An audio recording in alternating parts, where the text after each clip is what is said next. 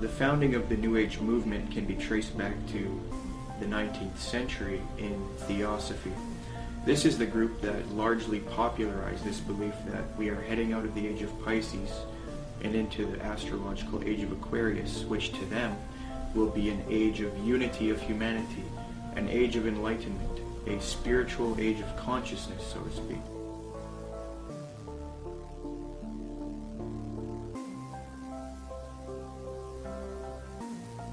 Very clear, yes. There's going to be a one world, political, economic, religion, and this is what all the globalists, the elite, the high-level occultists, the high-level New World Order people, this is what they're wanting. This is what the Bible pretty much clearly predicts as well. And this is obviously what we're moving to. The Freemason and One World Government advocate Zbigniew Brzezinski said the following in his work Between Two Ages, quote, "The technotronic era involves the gradual appearance of a more controlled society. Such a society would be dominated by an elite, unrestrained by traditional values. Soon it will be possible to assert almost continuous surveillance over every citizen and maintain up-to-date complete files containing even the most personal information about the citizen." This admitted New World Order agenda to create a one-world government that rules over humanity is not only political, it is also spiritual and based on what is known as the New Age. This can be verified with irrefutable documentation. Most of the Christians doing this kind of work have been silenced, so I set out across the border to speak to the few researchers that are still left. There are not many researchers left who have not been deceived by the New Age. Speaking with these people helped confirm my position even more. The New World Order exists.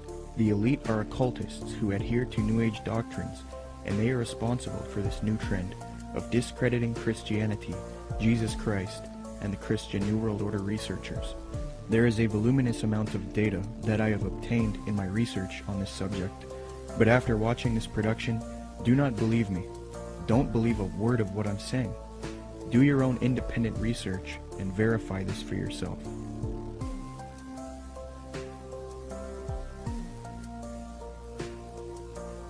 The very word secrecy is repugnant in a free and open society. And we are, as a people, inherently and historically opposed to secret societies, to secret oaths, and to secret proceedings. For we are opposed around the world by a monolithic and ruthless conspiracy. Here's the way they look at it. Here's their metaphor. Adam and Eve were held prisoner in the Garden of Eden by an unjust, cruel, and vindictive God.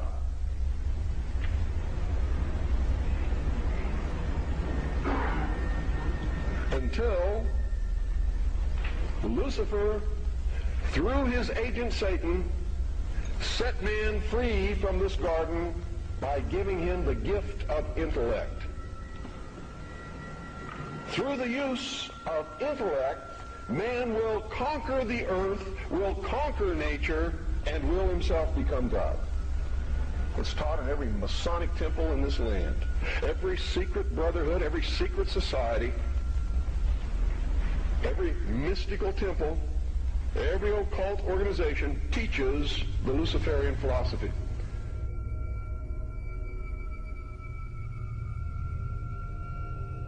To understand the New World Order and the New Age worldview, we must go back into history and examine its origins. But first we must define our terms. By New Age, I am speaking about a worldview that has many facets and components, such as astrological and zodiacal beliefs in the New Age concept, channeling higher powers to achieve knowledge, meditation, the belief that all is one or forms of monism, the belief that we can attain godhood, esotericism, or in other words, reinterpreting ancient texts to find hidden meanings and unify all religious belief into one, the belief that we need a one-world system for the coming age of Aquarius. By New World Order, I am talking about a political agenda to create a one-world system, one-world government, one-world economy, unity of humanity into one organism, control over humanity, and submission of the masses. but today the largest countries of the world have agreed a global plan for recovery and reform, I think a new world order is emerging, and with it the foundations of a new and progressive era of international cooperation. To understand what is going on today with respect to the New World Order and the New Age movement, we must have recourse to the 19th century organization called the Theosophical Society. This organization in particular, among others, is largely responsible for the modern New Age movement and the political doctrine known as the New World Order. The founder of this organization was a woman named Helena Petrovna Blavatsky. Born August 12, 1831, Helena Blavatsky was very interested early in her life in the supernatural and the mythological.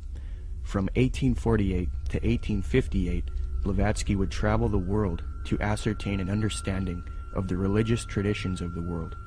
She claimed to have traveled to South America, Egypt, Canada, France, Greece, Mexico, Tibet, India, Germany, and England during this time.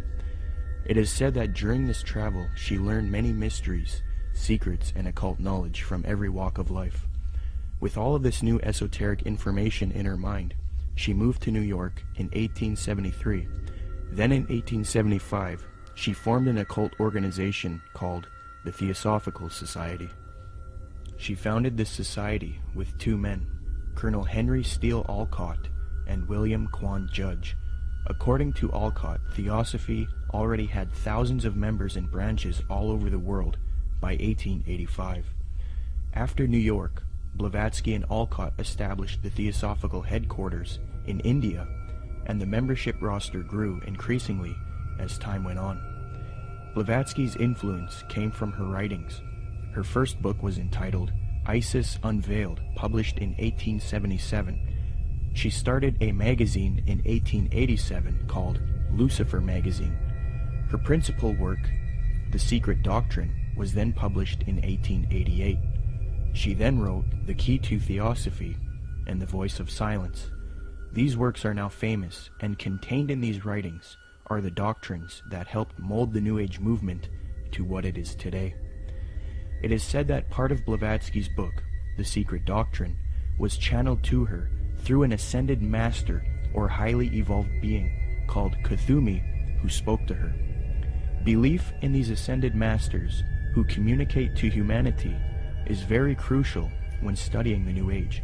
We will look at that doctrine later. The age concept that says humanity is leaving the age of Pisces and entering the golden era or age of Aquarius was popularized by Blavatsky. She taught Theosophists, at any rate, some of them who understand the hidden meaning of the universally expected avatars, messiahs, socioshis, and Christs, know that it is no end of the world, but the consummation of the age, i.e. the close of a cycle, which is now fast approaching. Again, the messianic cycle of the man connected with Pisces. It is a cycle, historical, and not very long, but very occult, lasting about 2,155 solar years. It occurred 2,410 and 255 BC, or when the equinox entered into the sign of Ram, and again into that of Pisces. When it enters in a few years the sign of Aquarius, psychologists will have some extra work to do, and the psychic idiosyncrasies of humanity will enter on a great change. These Theosophists teach that Jesus was simply a representation of the age of Pisces, and that he was an initiate into the mystery schools, or cults of spiritual teachers and masters. They teach people that the new age of Aquarius is going to be that of a utopia, where the world unites into a one-world system, the exiting out of Jesus' age, and the entering into a new world teacher's age. They say each age is accompanied by a great world teacher, be it Buddha, Jesus, etc. So for the advent of the age of Aquarius, they claim a new world teacher will guide humanity into it. Blavatsky was reluctant to fuse these theosophic beliefs with politics, however. Nonetheless, she still advocated monism and a one-world brotherhood, or uniting, of mankind. In Blavatsky's book, The Key to Theosophy, she lists three main goals of theosophy: universal brotherhood of humanity without distinction of race, color, or creed; to promote the study of the world's religions and to investigate the hidden mysteries of nature.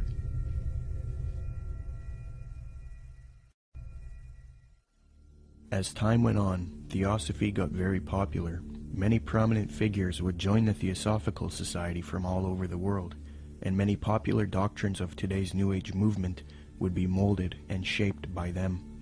Theosophy is the first major New Age group, and they are largely responsible for many of the modern New Age beliefs, including the belief that Jesus represented the sun god. After studying the occult and the esoteric in depth, I have come to the conclusion that the Zeitgeist movement and the Zeitgeist films are based on Theosophy, Freemasonry, and the New Age. For those who are unfamiliar, in 2007, a man named Peter Joseph released a film called Zeitgeist. This film received millions of views on the internet and became very popular. Then in 2008, Zeitgeist Addendum, the sequel, came out. From there, Peter Joseph established the Zeitgeist movement. Whether Zeitgeist was a film that was intended by Peter Joseph or whoever was behind it to be what it ended up being, I don't know. But I can say that the message that's being expressed by Zeitgeist is without a doubt the most clear depiction of the mystery school ideology. And it's done in such a way to be, it's kind of what I've described as a sort of mystery schools for dummies. It's a way to get people that normally wouldn't be setting foot to any various secret societies. It's a way to indoctrinate them and get them to believe in the same sort of elitist mindset without having to go through any particular initiation. It's also usually accompanied with an idea of pride. That is that the people believe that what they believe is only for a select few, and that sort of has this way of sticking with them, and that nobody believes what I believe, and so it's sort of this elitist mindset that comes with that as well. The first Zeitgeist film was divided into 3 sections. The second section was about 9/11 being an inside job. The third section was about the corruption of the Federal Reserve. I have no real issue with the last 2 sections, but since the release of the first Zeitgeist film, Peter Joseph, the creator, has distanced himself from the 9/11 issue altogether.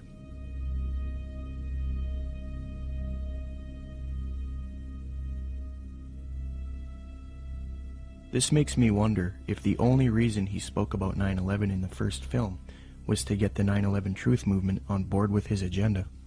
The first section of the film is what I have an issue with. Contained in this section is the modern belief system of the New Age movement, the Theosophical Society, and Freemasonry. With the Zeitgeist, it's, Satan's good at what he does, bottom line. And the first one, what they do is they come right out, and in the first segment, I think the first 38 minutes, they just go after Jesus Christ, his deity.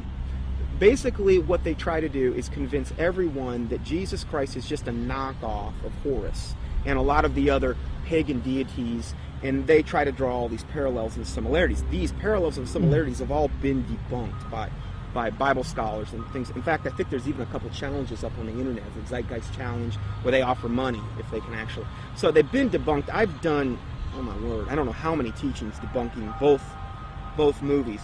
But if somebody were to see that for the first time and not know any different, oh, hey, it sounds convincing, sounds, this or that.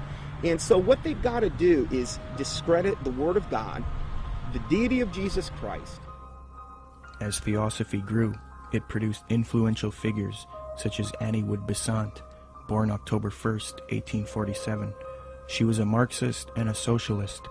Besant was so inclined towards socialism that she defended it in public debates.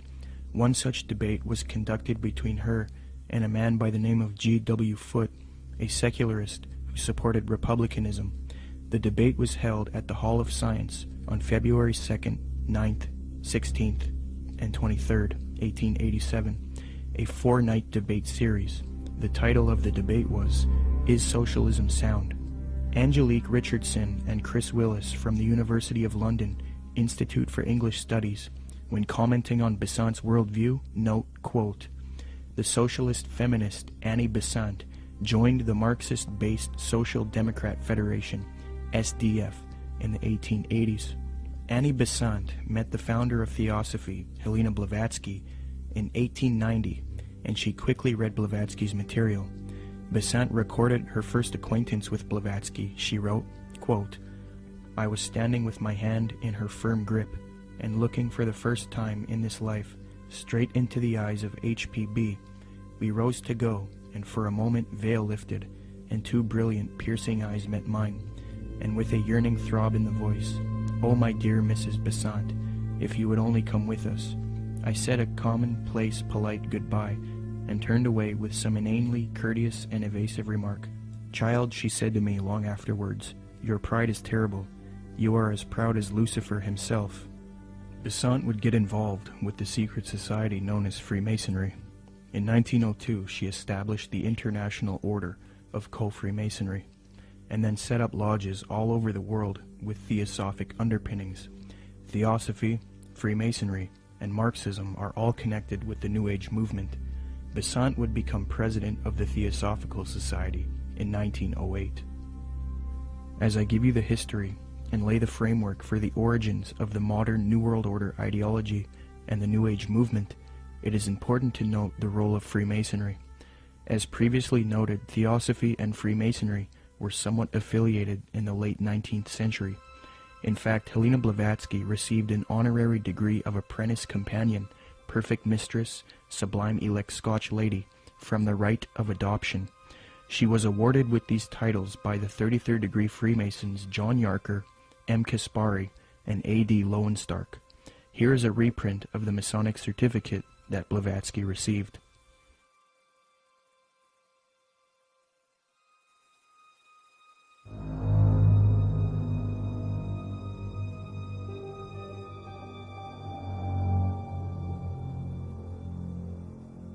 There are many different views on the origins of Freemasonry.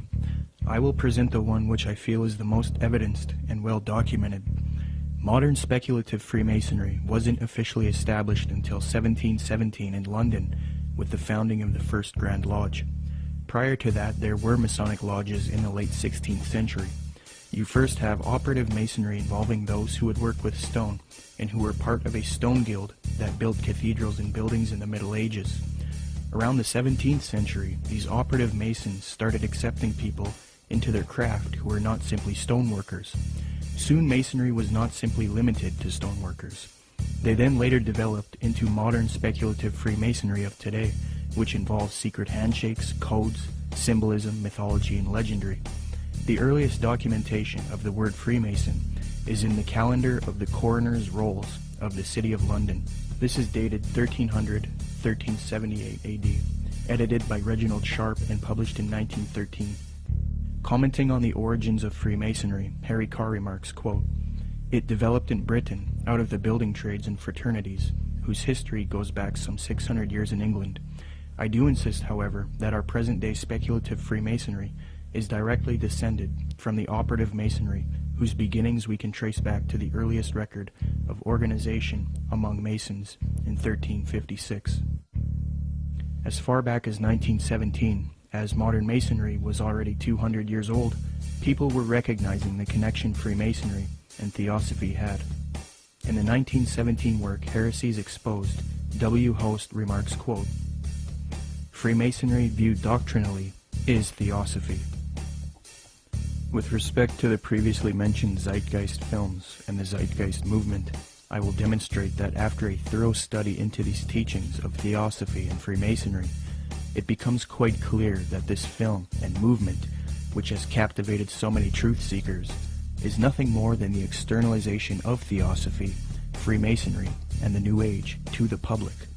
This is important because if it turns out that Zeitgeist is leading people into Theosophical and Freemasonic ideologies, it means that rather than standing against the New World Order One World Government agenda, like the anti-New World Order movement is supposed to be doing, truth seekers are actually associating themselves with ideologies and organizations that are connected to the New World Order, which I will also demonstrate.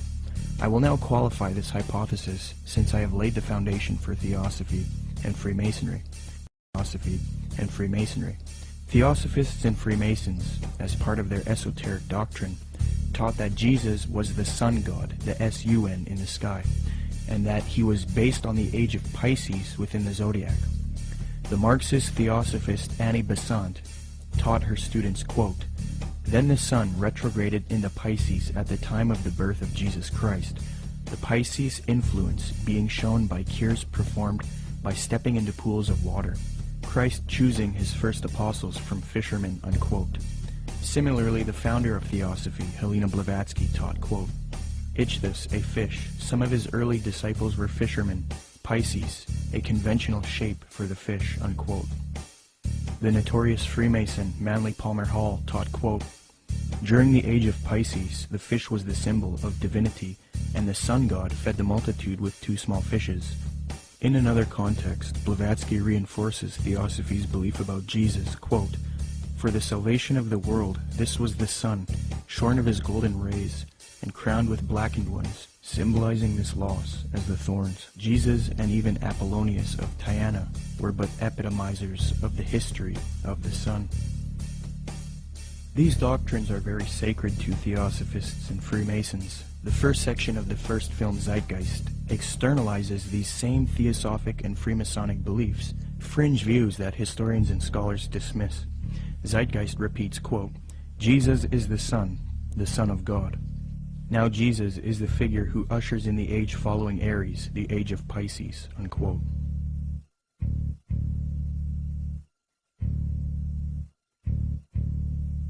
Now, noticing these parallels, one might think that Peter Joseph, the creator of Zeitgeist, was ignorant of the fact that he was indoctrinating people into Theosophic and Freemasonic ideologies.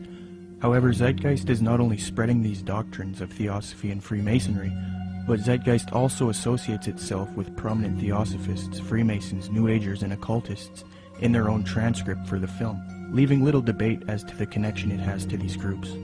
Zeitgeist listed all of its sources for the film in its online transcript, and among the names of people appealed to are Helena Blavatsky, the founder of Theosophy, the Freemason Albert Churchward, New Ager Acharya S., New Ager occultist and theosophical apologist Jordan Maxwell, the Druid Gerald Massey, Edward Carpenter, the socialist and acquaintance of Theosophist, Freemason, and Marxist Annie Besant, the Freemason Manly P. Hall, and the Druid Godfrey Higgins, who is associated with Helena Blavatsky. The fact that Zeitgeist chooses to associate itself with these prominent Freemasons, Theosophists, New Agers, and occultists shows us why the truth movement should avoid them. It is a well-known fact that these same esoteric organizations have openly stated that they wish to indoctrinate the public with their esoteric religious ideas and externalize their views to humanity, eventually resulting in a new world order for the age of Aquarius, which they all await with anticipation. Let me qualify this. As Theosophy grew, it produced another prominent woman named Alice Bailey, born June 6, 1880. She is one of the most influential Theosophists, and it was her who was responsible for convincing New Agers that humanity needs to make a one-world government and one-world religion for the age of Aquarius. In order to achieve this system, she deemed it necessary to teach humanity the religion of Theosophy and Freemasonry, the same doctrines that Zeitgeist is now spreading. Speaking on the spiritual war between esotericists and people who refuse to accept the New Age, she says, quote, "It will be fought largely with mental weapons and in the world of thought. It will involve also the emotional realm. From the standpoint of idealistic fanaticism, this inherent fanaticism will fight against the appearance of the coming world religion and the spread of esotericism. It must not be forgotten that only those souls who are on the probationary path, or the path of discipleship, will form the nucleus of the coming world religion. There is no question, therefore, that the work to be done in familiarizing the general public with the nature of the mysteries is of paramount importance at this time. When the Great One comes with his disciples and initiates, we shall have the restoration of the mysteries and their exoteric presentation as a consequence of the first initiation." Alice Bailey also reveals that Freemasonry is meant to produce advanced occultists and is in accord with the theosophical goals. Quote, "The Masonic movement, when it can be, divorced from politics and social end, from its present paralyzing condition of inertia, will meet the need of those who can and should wield power. It is the custodian of the law, it is the home of the mysteries, and the seat of initiation. It holds in its symbolism the ritual of deity, and the way of salvation is pictorially preserved in its work. The methods of deity are demonstrated in its temples, and under the all-seeing eye, the work can go forward. It is a far more occult organization than can be realized, and it's intended to be the training school for the coming advanced occultists, unquote. The main source of Zeitgeist is Acharya S. She advocates one world system under the age of Aquarius. This is very interesting as the main source that this traces back to is Alice Bailey. You can trace this to one book in particular called The Externalization of the Hierarchy, which advocates this extensively and even openly admits this in the first few pages of that volume. In his book The Arcana of Freemasonry, the Freemason Albert Churchward that Zeitgeist appealed to gave the following admission, quote, "Can the unity of the world be accomplished by Freemasons? Yes, and by Freemasons only." There is a common misconception about Freemasonry, and that is that many people believe it is merely a friendly fraternity where men meet up to network and socialize. This is partially true, but there are elements of Freemasonry that are not so innocent. The Freemasonic Society was infiltrated in the late 18th century by an organization called the Order of the Illuminati. There's a lot of fictional, embellished information about the Illuminati, but if you sift through all of the data, there are some very important key facts. All historians will grant that the Illuminati certainly existed in Bavaria, Germany, and that it was founded in 1776 by a man named Adam Weishaupt. This organization was a type of revolutionary organization that sought political and societal reform. The order grew and became very popular. It was then outlawed by the patriotic ruler of Bavaria, Duke Karl Theodor. He issued 3 edicts against the Illuminati, the third being in 1787. Illuminati writings were discovered after raids of castles and arrests of members. These writings were then translated from Old High German by 2 men contemporary with the Illuminati, Abe Barrel and John Robison. The writings were published in their works, Proofs of a Conspiracy and Memoirs Illustrating the History of Jacobinism. The writings revealed that the Illuminati wanted a one-world system ruled by them, the overthrow of religion, and the infiltration of Freemasonry to achieve this, so that they could operate under another name and occupation. The founder of this order, Adam Weishaupt, stated, quote, "Do you realize sufficiently what it means to rule in a secret society, not only over lesser or more important of the populace, but over the best of men, over men of all ranks, nations, and religions, to rule without external force, to unite them indissolubly, to breathe one spirit and soul into them, men distributed over all parts of the world." The prolific Freemasonic author and historian Albert Mackey reports, quote, "To give the order a higher influence, Weishaupt connected it with the Masonic institution, after whose system of degrees in esoteric instruction and of secret modes of recognition it was organized. The order at first was very popular, and enrolled no less than 2,000 names upon its registers, among whom were some of the most distinguished men of Germany. It extended rapidly into other countries, and its lodges were to be found in France, Belgium, Holland, Denmark, Sweden, Poland, Hungary, and Italy. The original design of Illuminism was undoubtedly the elevation of the human race, but it cannot be denied that in the process of time, abuses had crept into the institution, and that by the influence of unworthy men, the system became corrupted. So fused with Freemasonry in the 18th century was the doctrine of elitism and globalization, the overthrow of religion, namely Christianity. The question is, did the Illuminati cease to exist after it was outlawed in Bavaria, or did it live on? According to historians like Mackey and others, the Illuminati infiltrated Masonic lodges all over Europe before it was persecuted by the Bavarian government. So with that in mind, How could the Bavarian government stop this order if it was already all over Europe? The answer is they couldn't have. The Illuminati was too big, and thus it continued under Freemasonry.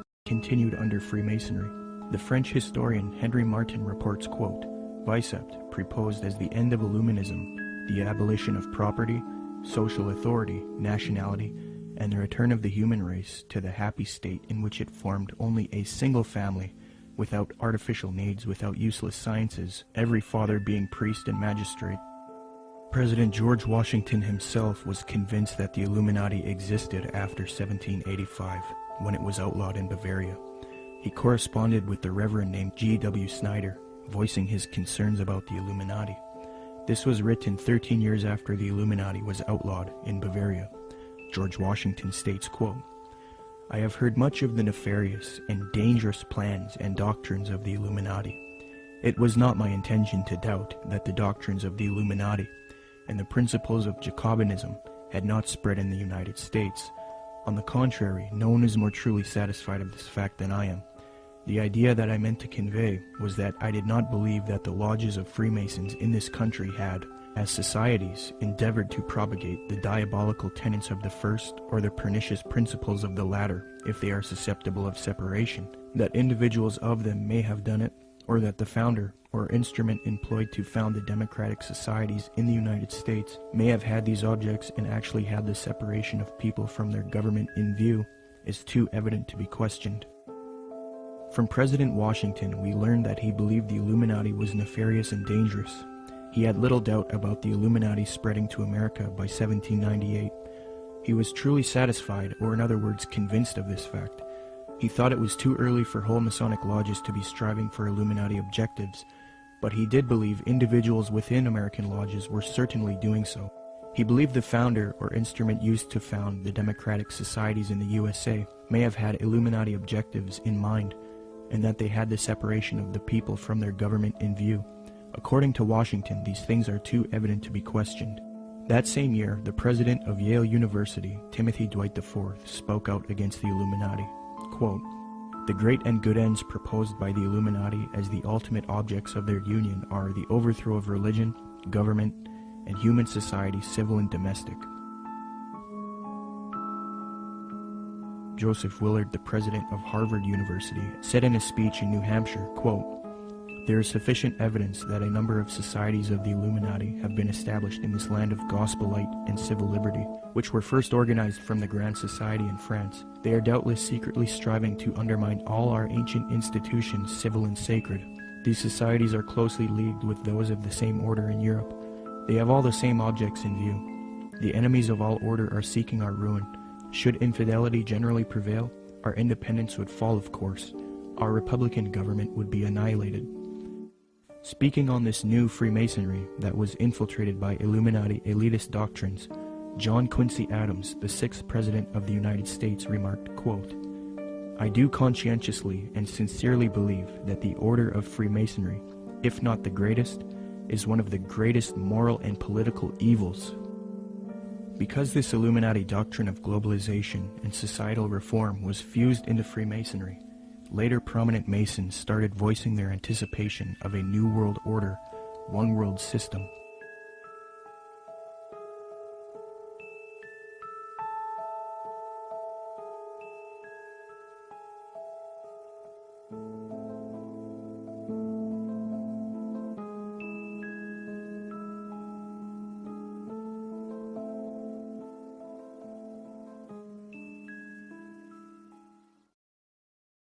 Freemasonry is just one of many ways to get people into the occult. But even more than that, it's able to get them into a really sort of packaged way to produce people that can be used in a more mechanical way in the system. That is, that they can be put into places of power to turn a lot of the gears and things like that. Let me demonstrate that the high levels of Freemasonry and Theosophy are now simultaneously striving for a new world order, one world religion. Their dogma is that for the upcoming age of Aquarius, humanity needs to unite into a one world government or new world order. The former Supreme Grand Master of the Fraternity of the Rosy Cross, or FRC, Reuben Swinburne Clymer, wrote in his work Ancient Mystic Oriental Freemasonry, quote, "Mystic Masonry is not only the key to the religion taught to all men in all ages from the very beginning of conscious life up to the present, but it holds the keys to these religious and is, in fact, the very repository of religion itself.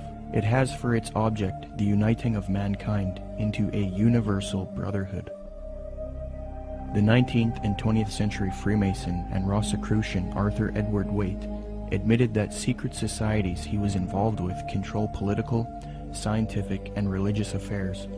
Waite believed that these societies always existed in every nation and are connected to modern societies, which I believe can be disputed. But nonetheless, he stated the following in his work, The Real History of the Rosicrucians, quote, "Beneath the broad tide of human history, there flow the stealthy undercurrents of the secret societies, which frequently determine in the depths the changes that take place upon the surface. These societies have existed in all ages and among all nations, and tradition has invariably ascribed to them the possession of important knowledge in the religious, scientific, or political order according to the various character of their pretensions," unquote. The official Freemasonic Scottish Rite magazine, entitled The New Age Magazine, admits that it is for a New World Order, New World Religion, and New Age. Quote, "Great God our King has chosen the great American public schools to pave the way for the new race, the new religion, and the new civilization that is taking place in America. Any mother, father, or guardian who is responsible for the taking away of the freedom of mind, freedom of will, or freedom of spirit is the lowest criminal on earth, because they take away from that child the God-given right to become part of God's great plan in America for the dawn of the new age of the world." 33rd degree Freemason Manly Palmer Hall advocated world government, quote, "The new Atlantis sets forth an ideal government of the earth. It foretells that day when in the midst of men there shall rise up a vast institution composed of the philosophic elect, an order of illumined men band together for the purpose of investigating the laws of life and the mysteries of the universe. The age of boundaries is closing, and we are approaching a nobler era when nations shall be no more, when the lines of race and caste shall be wiped out, when the whole earth shall be under one order, one government, one administrative body," unquote. Alice Bailey, the prominent theosophist, stated, quote, "The new era is coming, the new ideals, the new civilization, the new modes of life, of education, of religious presentation, and of government are slowly precipitating, and nothing can stop them." N. Sri Ram, a prominent theosophist and New World Order advocate, stated, quote, "Let us first consider the restoration of the mysteries. It is well known among members of the co-Masonic movement that its work has been faithfully continued up to the present, and that its number of lodges has steadily increased. I imagine that at such an auspicious time, when the inner and outer worlds will have come much nearer together, some of the great leaders of the hierarchy might take part in the outer work of reconstruction, and will then become the recognized leaders of the new world government," unquote.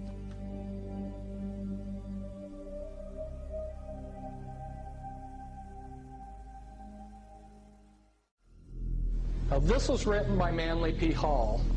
Manly P. Hall was both a Grand Master within Freemasonry, and he was a Grand Master in the Illuminati. And he says, "All of sincere heart will find consolation in the conviction that powers beyond and above human corruption continue to administer the destiny of the globe. It would be a mistake to confuse the governing bodies with the various sects which pretend to authority but give no indication or proof that they can manage efficiently even their own affairs." Now, Manly P. Hall knows who he's referring to here because he's part of that secret body. But of course, he speaks positively of it. The Zeitgeist films and movement have more ties to Theosophy and Freemasonry. At just 2 minutes into the second Zeitgeist film, Zeitgeist Addendum, a lecture of a man by the name of Jiddu Krishnamurti is played. Jiddu spent much of his childhood in southern India. Jiddu's father was a member of the Theosophical Society in southern India. When Jiddu was a boy, he was discovered by the theosophist C.W. Ledbetter. Ledbetter was a man who was brought up on charges of immoral behavior with young boys, yet he still had a close relationship with the president of Theosophy, Annie Besant. Ledbetter and Besant would adopt Jiddu and take him to England. They raised him and brainwashed him into the theosophic esoteric teachings.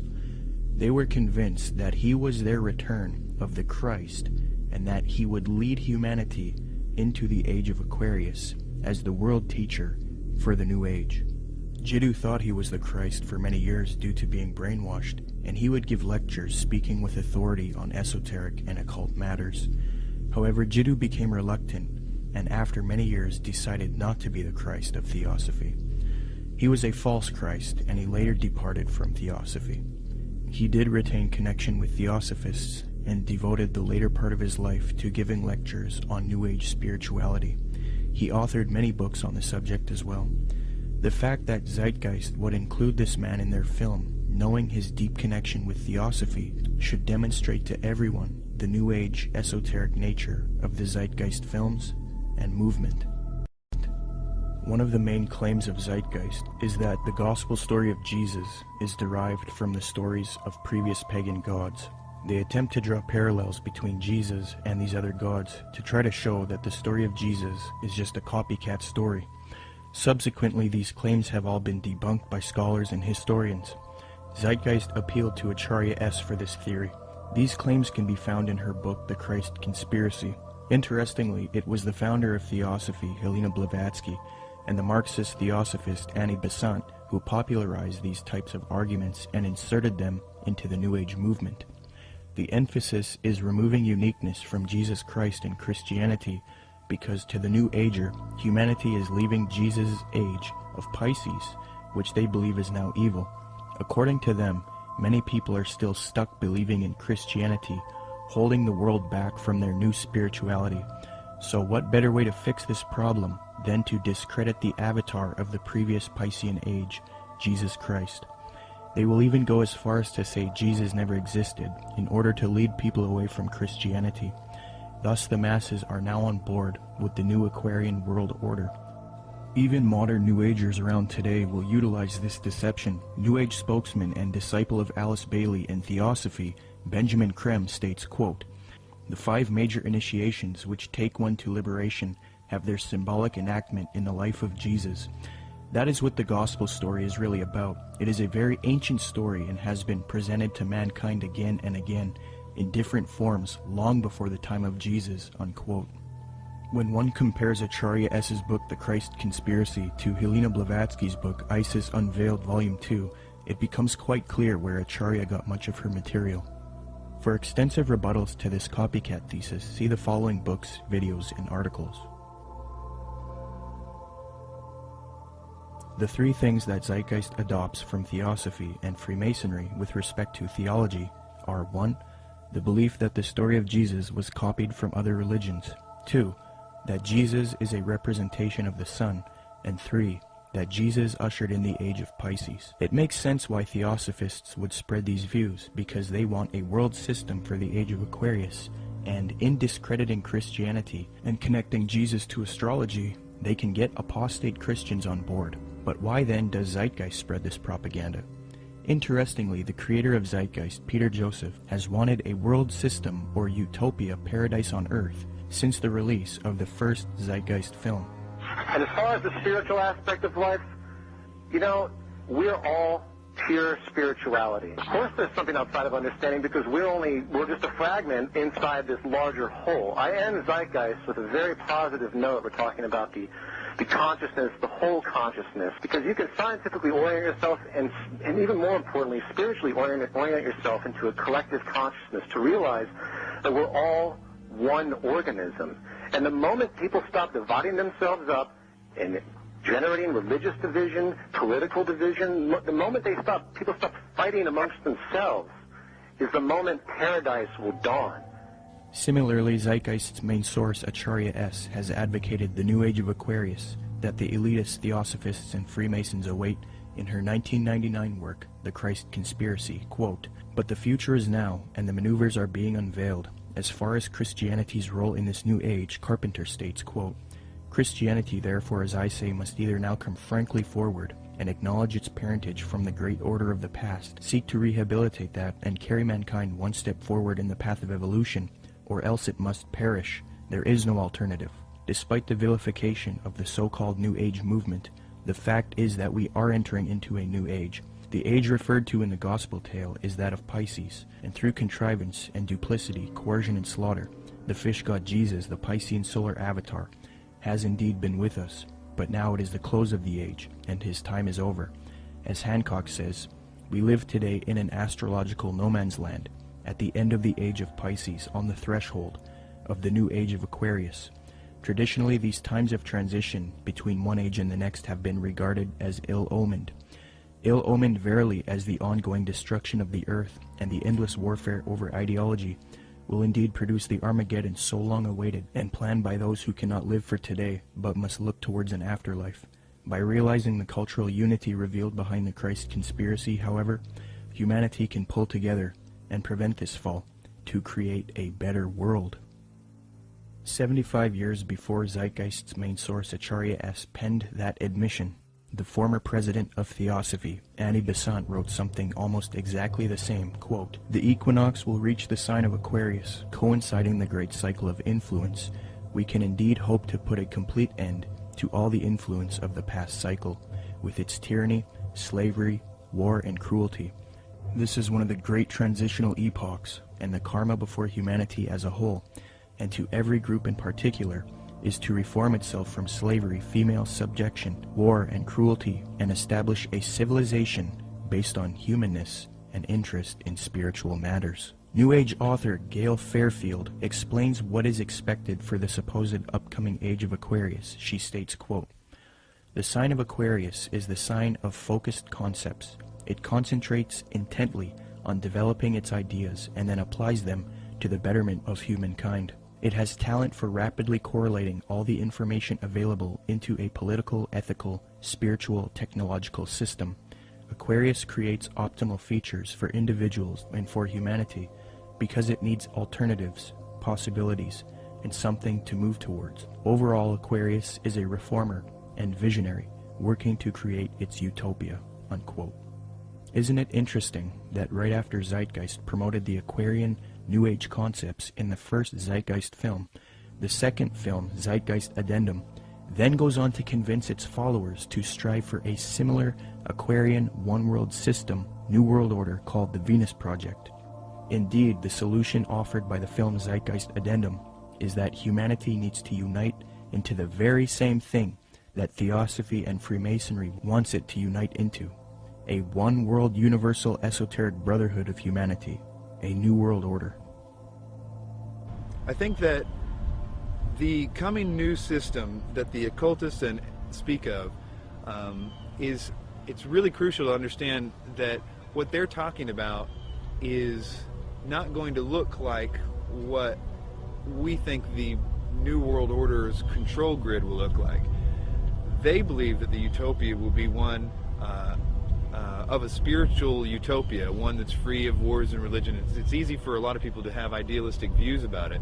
They're going to make it sound wonderful, which is what like the Zeitgeist Addendum particularly does in the second part, where they talk about, oh, we're going to like, you know, have free energy, we're going to provide your needs. There's been talk about erasing all debts. That's more the Venus Project is more what is it Jacques Vallée? Jacques Fresco.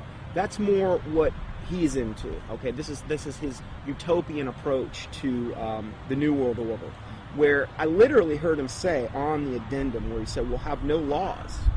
All laws will be done away with." I thought to myself, "Oh, law? I mean, nobody's going to have to work. It's just going to sound like wonderful." I mean, he's talking about how are people going to make livings? Well, you won't have to, and you can do whatever you want. And if you make a painting, you can give it to some. I mean, this utopian world, but it's going to come at an extremely high price regarding the mark of the beast. It's not going to be what they're cracking it up to be, and most likely, it's only going to come with massive depopulation, and they're going to probably try to pull that off a number of different ways. But you have the Zeitgeist this utopian approach, and then you also have the way the Ascended Master, some of the Ascended Masters say, will be done through a project called Nasera, which, you know, is very similar in what the Zeitgeist Addenda talks about. It's just kind of a different flavor of it all. So, which one they're actually going to be able to pull off? If the Lord lets them do it, it's kind of up to the Lord. It's hard to say which way it'll go. Which one they're actually going to be able to pull off? If the Lord lets them do it, it's kind of up to the Lord. It's hard to say which way it'll go. The Venus Project looks like Francis Bacon's New Atlantis, this concept that has been with the occult realm for a long time. Whether they call it the New Atlantis or whether they call it some coming utopia or some Platonic version of the New Age, the New World Order, a lot of people, those terms were viewed in a completely different context that I think a lot of us in the truth movement see the New World Order. It's a totally different thing that they're hoping will happen. And I think that we can be in danger if we think that the New World Order is just going to be a police state control grid, which I think it will be, but I think it will be in the context of a lot of supernatural things going on. So it's going to look like the old world order is gone, and in doing so, it's going to be exactly what those like Francis Bacon and all the others have mentioned. This new world order is going to be proposed to look just like the Venus Project, but I can tell you that won't be the case for very long. It might be right at the beginning, but not as it goes on. According to the New Agers, Theosophists, as well as many elitists and Freemasons, there exists a group of highly evolved men and women called the Masters of Wisdom. These powerful groups claim that Buddha, Krishna, Muhammad, and Jesus were all masters of wisdom, and that a being named Maitreya is the leader of these beings, who in turn is subject to the true leader, Sanat Kumara. New Age Theosophist Dane Rudhar concedes that the leader of the Masters, Sanat Kumara, is in fact Satan, according to the esotericists. Quote, Satan is an anagram for Sanat Kumara, who in the esoteric philosophy of India is the Promethean being who gave mankind the fire of self-conscious and independent individual selfhood, unquote. John Michael Greer in the New Encyclopedia of the Occult notes, quote, Satan has a possible echo in theosophic lore, where the Lord of the world, the spiritual ruler of the earth, and the head of the Great White Lodge is Sanat Kumara, a lord of the flame who descended to earth from Venus in a fiery chariot some 6 million years ago, unquote. Helena Blavatsky taught her students that it is actually Satan who is God, the Messiah, and that Jehovah is the evil one. She stated, quote, It is but natural, even from the dead letter standpoint, to view Satan, the serpent of Genesis, as the real creator and benefactor, the father of spiritual mankind. For it is he who was the harborer of light, bright radiant Lucifer, who opened the eyes of the automation created by Jehovah, as alleged, and he who was the first to whisper, In the day ye eat thereof, ye shall be as Elohim, knowing good and evil, can only be regarded in the light of a savior, an adversary to Jehovah, the personating spirit. He still remains in esoteric truth, the ever-loving messenger, the angel, the seraphim and cherubim, who both knew well and loved still more, and who conferred on us spiritual instead of physical immortality. The Theosophist H. Alexander Fusel seeks to deify Satan, quote, Satan, then, was originally a divine being destined to carry light and life to the netherworlds. He stands for the gift of free will and self-conscious mind to man, a power which at once seduces and uplifts man, for with free will comes the power to go astray. Satan is therefore man's teacher, unquote. Once you are willing to give worship to Satan is when you are given a certain kind of power that the deceived, those that are just thinking it's them or thinking that something else, can't have access to. So Freemasonry is a systematic way to get people to that level without actually just coming out and saying it right at first. One of the former leaders of the Theosophical Society, who was contemporary with Blavatsky and Annie Besant, tells us what the 19th century position on Satan is. In his work Spiritualism, Madame Blavatsky, and Theosophy, Rudolf Steiner states, quote, Lucifer is not a being that we can see with our present-day physical eyes. Lucifer can be seen only with the awakened clairvoyance.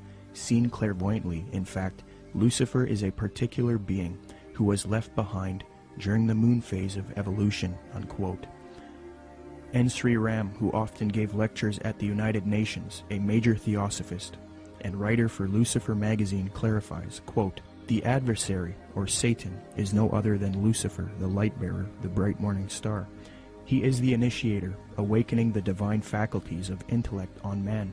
He is the king of the fallen angels, spirits from higher spheres, who descended among primitive mankind of the third race, to develop in man and endow him with his self-conscious mind, or manas," unquote. Theosophy teaches that Satan or Lucifer is actually a divine being who saves humankind and brings him consciousness. Many modern influential New Agers who are deceived by Theosophy repeat the same theme. David Spangler admits that Lucifer is a being that New Agers honor, and the light of Lucifer is the light of God. Quote, "The true light of Lucifer cannot be seen through sorrow, through darkness, through rejection. The true light of this great being can only be recognized when one's own eyes can see with the light of the Christ, the light of the inner sun. Lucifer works within each of us, trying to bring us to wholeness. And as we move into a new age, which is the age of man's wholeness, each of us, in some way, is brought to that point which I term the Luciferic initiation, the particular doorway through which the individual must pass if he is to come fully into the presence of his light and his wholeness. Lucifer comes to give us the final gift of wholeness. If we accept it, then he is free, and we are free. That is the Luciferic initiation. It is one that many people now, and in the days ahead, will be facing, for it is an initiation into the new age. It is an initiation of leaving the past and moving into the new, shedding our guilts and fears, our anxieties, our needs, our temptations, and becoming whole and at peace, because we have recognized our inner light and the light that enfolds us, the light of God," unquote. So indeed the Luciferian doctrine is fused into the New Age movement due to Theosophy.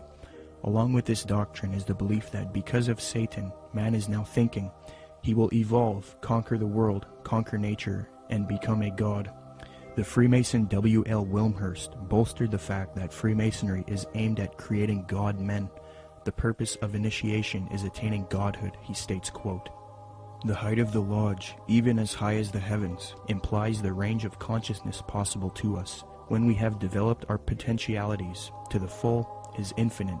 Man who has sprung from the earth and developed through the lower kingdoms of nature to his present rational state has yet to complete his evolution by becoming a godlike being and unifying his consciousness with the omniscient, to promote which is and always has been the sole aim and purpose of all initiation," unquote.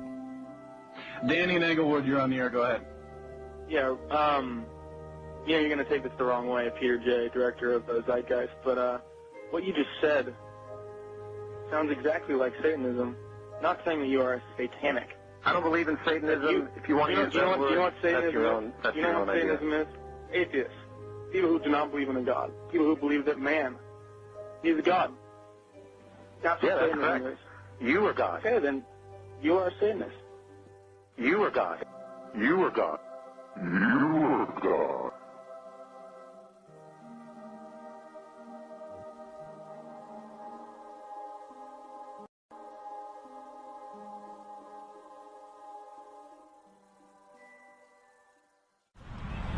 Okay, can you tell us about Benjamin Creme, Maitreya, and the Ascended Masters?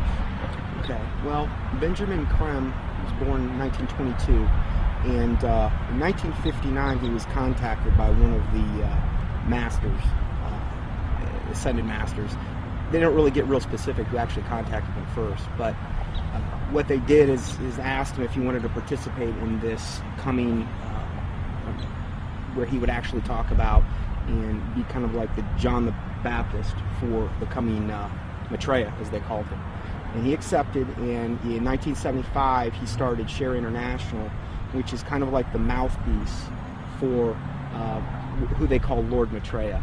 And in 1977, Maitreya actually made, according to them, his physical appearance, where he came from the Himalayas, and supposedly he occupied a body, came in on a plane from the Himalayas, and they even used that whole thing about him coming from the Himalayas in 1977 to say that this fulfills the Bible scriptures where it said he will come in the clouds, which is such a joke. But so Maitreya has really been, or Benjamin Creme has really been, like, again, the kind of like the false version of John the Baptist for Maitreya ever since, really. He's went around, lectured. He lectures at different and various occult groups. He lectures at Masonic halls and these types of things, places where he feels comfortable at. And he's been trying to herald in Maitreya for a long time. They've made many predictions where, they said, okay, he's most likely going to appear within this time frame, and most of the time they've just got everything wrong. So they'll say, well, he could appear any moment, but we don't really know when. The New Age religion, folks, is going to have a worldwide leader, a charismatic political and religious leader that they call Lord Maitreya. At least so far that's who they call him, or that's what they call him. This individual, as far as I know, has not made his public appearance yet, but the New Agers claim that he is on the earth at the present time. They claim that he came to live with the Asian community in East London, England, in July 1977 by descending from his ancient retreat in the Himalaya mountains along the border of India and Tibet. They further believe that his imminent emergence into full public view is assured. They also claim that this individual is the one that the Christians call Christ, the Jews call the Messiah, the Buddhists call the fifth Buddha, the Hindus call Krishna, and the Muslims call the Imam Mahdi. In other words, all of the major religions of the world are awaiting the arrival of this one individual. And they say that he is on the earth now, patiently waiting for the appointed time to reveal his existence to the peoples of the world. They say that he will apparently assume the leadership of all of these religions, and when he does, he will create a one-world religion. The New Agers have written that in the esoteric tradition, previously defined as being intended for or understood by only a chosen few as an inner group of disciples or initiates, in other words, the esoteric means hidden. They claim that the word Christ is not the name of an individual, but the name of an office or function within the spiritual hierarchy of masters. They claim that the masters are a group of perfected men who have guided human evolution from behind the scenes for centuries, and they believe that this Lord Maitreya is that Christ. Now, Manly P. Hall has written of this individual by identifying him as, quote, the way, the truth, and the life, which coming to every life redeems all who accept it, unquote. Since Jiddu Krishnamurti, featured in Zeitgeist Addendum, failed as the world teacher responsible for ushering in the Age of Aquarius one-world system, Theosophists, Freemasons, and occultists have been waiting for their world teacher since then.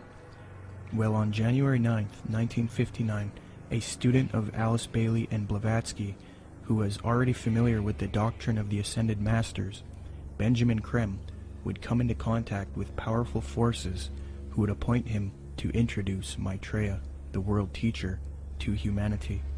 Creme's first experience is as follows. On January 3rd, 1959, Creme became possessed by an energy, and a message from an outside force said to him, "Go to Blackfriars Bridge, south side, Blackheath side, on January 9th, 9:30 p.m. So on January 9th, 1959, Benjamin Creme followed these instructions and crossed Blackfriars Bridge in London, walking to the south side. There was no one about. It was deserted. There was a car waiting at the far end of the bridge. He walked beside the car and looked inside of it. There were some people in it who he did not know, but one of them was a man who told him he had been receiving messages from the Ascended Masters. From there, Creme started receiving messages again from this force, who he now believed were these Ascended Masters that Theosophy invented. This entity told Creme to pull out his tape recorder. It began giving Creme long dictations, which he repeated into the tape recorder. The entity said, "Now our master Maitreya himself has something important to tell you." Krem then claimed to be overshadowed by Maitreya, this leader of the Ascended Masters. In a sense, he was possessed by Maitreya. Krem claims that the experience was that of total identification with everything and everybody in the world, a kind of universal experience such as he had never felt. He was filled with a foreign tremendous energy. Krem claimed to have seen a vision of himself in the future, as well as Maitreya, the world teacher, who ushers in the age of Aquarius, one world system. Later he was instructed that he would help introduce Maitreya to the world. Since then, Krem started an organization called Share International. They have a website as well. It is aimed at promoting Maitreya and the teachings of Theosophy and the New Age.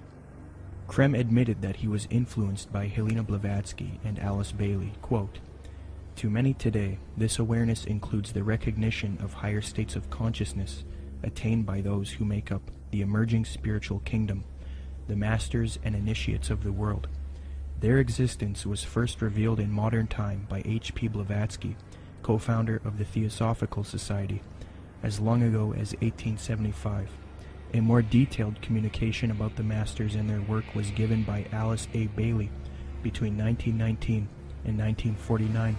In her book The Externalization of the Hierarchy, she revealed the existence of a planned return to physical plane work and activity by this group of enlightened men, which return, I submit, has already begun." I think that what Blavatsky wrote down, even by her own admission, was not written by a ascended master, and I don't think that ascended masters exist. She was being deceived. Regardless of what we think, we have to at least believe her and the others involved in the high levels of the Theosophic movement, that what they got, the core levels, their secret doctrine, was given to them by off-world entities. The research becomes, who are these off-world entities? And this is the other part of that research. Is what those entities said true or not? I understand that it's very poetic. It's very easy and seductive to believe, because when you read some of her stuff or some of the other stuff that's written directly from demonic entities, it's extremely seductive. We must understand that these beings are thousands of years older than us, and they're very smart. We're no match for them. The smartest of us are no match for the intellect of them, but their desire is to deceive us. So we are outmatched in this regard. So that's why it's seductive when we read it. The most current thing that they're doing right now has been since last December, this supposed star sign, which is really, again, they just try to knock off from the Bible as much as they possibly can. This is like a knockoff of the Star of Bethlehem in the Bible. And in that, they're saying that there's going to be these, what they call star-like luminaries in the sky. 4 of them that are in different quadrants of the earth. They're 5 times the size of a football field, according to them. And people are seeing these things, and they've got a whole, up on shareinternational.org, they've got a whole section devoted to this, where people are sending in pictures, there's stars, and what they are, spaceships. That's what they're admitting to at this point. And more people are seeing them, but evidently this is going to be the thing that really, really heralds in Maitreya, up until they have the day of declaration when he makes his public emergence. And this is supposed to be on the major media? Yes. When he makes his big debut, what they've said is they've already secured an interview with a major U.S. TV network, and then one in Japan, I believe, as well. So during this time, he's going to, the day of declaration, supposedly he's going to basically telepathically communicate with masses and masses of people. They supposedly will hear them in their own language. They'll be able to comprehend him. Supposedly they'll feel this infinite love. And there will be many also supposed miraculous healings taking place around the world at the same time. And most likely, this day of declaration will come on the heels of some or multiple cataclysmic events, most likely the first thing being an economic meltdown, which is what he's predicted way back from the 90s. And what does Maitreya promise? What does he want to achieve? What are his goals? Well, you know, if you look at the word Share International, which is the name of the site, you know, if you read what he says, he wants the world resource sharing of the world. He doesn't want there to be any, supposedly, any inequalities of the world. You know, you look at what he says that he is. He says that he is the Christ that the Christians are expecting, the Messiah the Jews are expecting, the fifth Buddha the Buddhists are expecting, Krishna the Hindus are expecting, and Imam Mahdi that the Muslims. So he's kind of everything rolled up into one. He's like the total package. He's going to give and be able to unite and put all of the various and different religious systems, the major religious systems, all on the same page. And the Bible says that when the Antichrist comes, he's going to come with all lying power, signs, and wonders. And he's going to deceive the whole world by which the miracles that he's going to do. So he's taking credit for every single miracle that's going on right now, whether it's a Marian apparition, which would be to him the ascended Master Mary, because he's got a whole band of masters that he's going to be coming with. And so he's taking credit for everything. Every miracle that you're seeing going on in the world right now, whether it's a Catholic miracle, whether it's some type of energizing of the water, whether it's some bleeding statue, whether it's, you know, some Hindu miracle, crosses of light, they've seen those in different and various churches. He's taking credit for all of that. And I think what we're going to see and what he says we're going to see, in fact, I just read this in their last report, Benjamin Krem said also with the UFO sightings, he says they're going to increase up until the time when he makes his emergence. And he's going to come on the scene. He's going to be able to explain all of this and try to put everybody on the same page. My personal belief is that the Antichrist, or the world teacher, will seem to actually be Christ, in the sense that he will seem to destroy some old system and some old bad leader. And I think that it will somehow be tied to, I don't know, this is my guess, but it will somehow be tied to some sort of fake or alien invasion or presence of some sort. I don't know if Maitreya fits all those characteristics, but I wouldn't doubt it for 1 minute if he was. My personal opinion is that Krem is somebody who is being talked to by entities and is doing what he's told to be doing. But you have to understand, a lot of times with people that are channeling entities like that, they oftentimes do and say things that don't come true, because the demons themselves don't know when. They're still on a timeline that they can't tell when something's going to happen. So they're always keeping something ready to happen in case when they finally can. So in the case of that, like if you look at the Blossom Goodchild thing and these ideas that were consistently put out by channel entities and things, it never came to pass because they don't have control over the timeline. They just have to always be ready. According to Share International and the Swahili edition of the Kenya Times, Maitreya made an appearance June 11, 1988, to a local congregation in Nairobi, Kenya. The editor of the Swahili edition of the Kenya Times, a veteran journalist named Job Matungi, witnessed the event and took some pictures.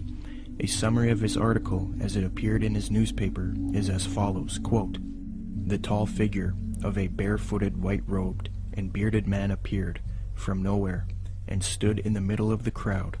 He was walking slowly towards the new church building, away from the tent. Mary walked with him side by side. I stared at the stranger without blinking, wafted on top of his turbaned head, his feet, and his entire body. In clear Swahili, which had no traces of accent, the strange man announced that the people of Kenya were blessed, especially those who had gathered at the venue that afternoon. We are nearing the time of the reign of heaven, but before that I shall come back and bring a bucket full of blessings for all of you," the man said.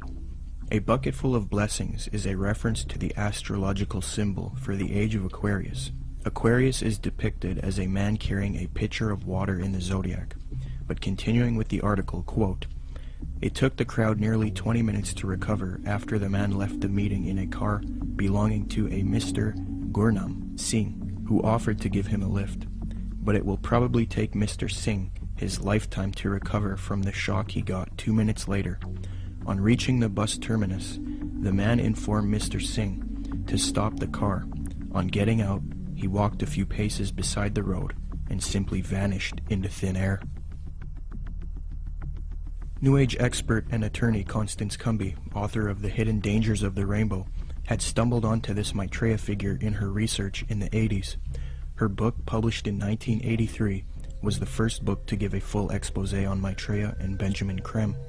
On page 21, she notes a Denver Post interview conducted by Jack Kissling speaking to Benjamin Creme, quote, "Won't the advent of a single world religion annoy the hierarchies of all the current Orthodox religions?" I asked. "More than that," he said with a smile.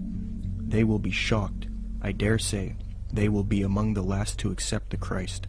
But according to Kissling, Creme said confidently, "It will come because it must. We will begin to live," he said, "as potential gods," unquote. Constance Cumby also notes that Creme is a Luciferian by citing a WLAC radio interview, quote, "In a November 9, 1982 radio interview over WLAC, Nashville, Benjamin Creme told the entire Bible Belt that Lucifer came to planet Earth from planet Venus 18.5 million years ago and made the supreme sacrifice for us," unquote. Constance Cumby had direct contact with Benjamin Creme face-to-face in Detroit, Michigan. I had the opportunity to meet this brave woman, and she showed me the place in which she had attended a lecture by Benjamin Creme.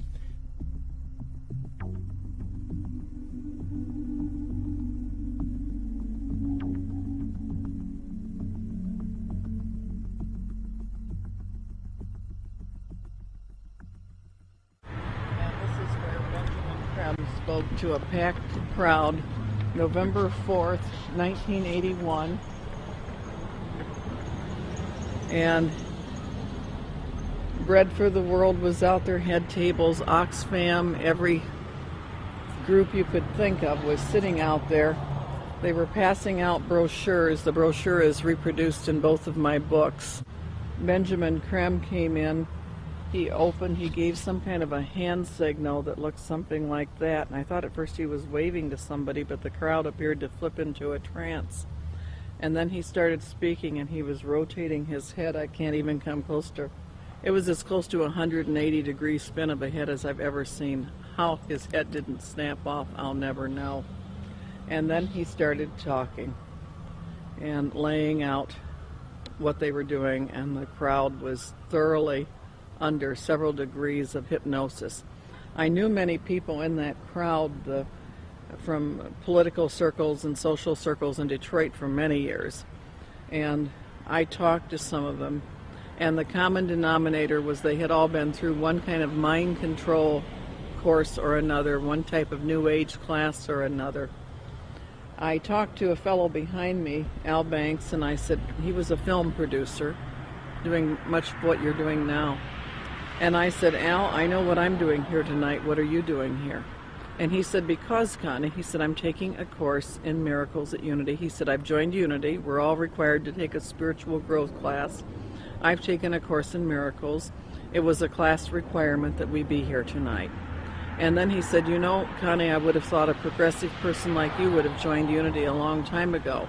Well, then I started explaining to him exactly why I haven't, and he snapped, the glaze snapped off his eyes for a little bit. He thanked me for telling him.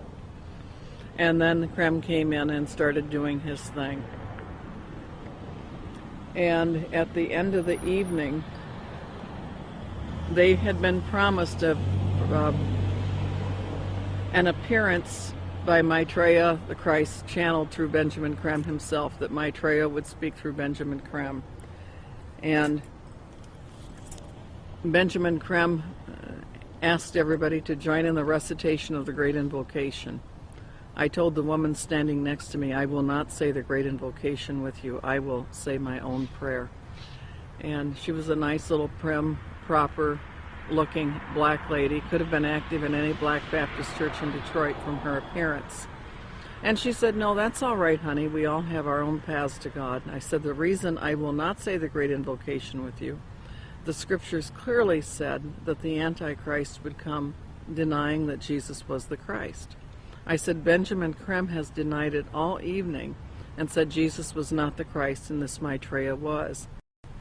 And the woman said what Benjamin Creme had said. She said, "There's been many Christs." I said, "There's been one, and his name is Jesus." And people turned from rows around and looked at me like I was crazy. And So then Benjamin Krem came in and he started the nearly close to 180 degree spin of his neck again. And the crowd's hypnotic trance appeared to deepen, and he started out from the point of light within the mind of God, may light spring forth ever. And I went nice and clear, and I'll tell you, the acoustics in that building are wonderful. I said, Our Father, who art in heaven, hallowed be thy name. Thy kingdom come, thy will be done. And I did that each and every stanza. And they got down to the last part, said, May light and love and power fulfill thee plan on earth, and may it seal the door where evil dwells. And I said nice and loud and clear, I said, May Jesus Christ return to earth and end the evil present in this room tonight. Well, the funniest thing happened, or may I say it did not happen. Benjamin Krem stood there. He waited, and he waited. He clearly was watching for something to come over him, and it didn't happen. And he finally said to the crowd, he said, That will be all. You are dismissed. And, of course, everybody was extremely disappointed. And we went to the door, and I went walking out. I had brought some co-spies with me. They were kind of chickening out at that point and waiting for me. They were afraid of being ripped limb to limb. And I stood down there, and a number of those people knew me, and they were just furious with me. And I stood there calm, cool, and collected, and I said, well, I said, if you're Maitreya the Christ, Betreya the Christ, or whatever his name's supposed to be, for everything he's cracked up to be, one lousy Christian in there saying the Lord's Prayer shouldn't have stopped him. And Benjamin Krem has never come back to Detroit, although that was probably the most successful night financially and crowd-wise that he'd had in the United States. The following is a video taken in Iraq at a Shia Muslim festival. Share International and Benjamin Krem have put out that this is indeed an appearance of Maitreya, the supposed world teacher for the age of Aquarius, one world government.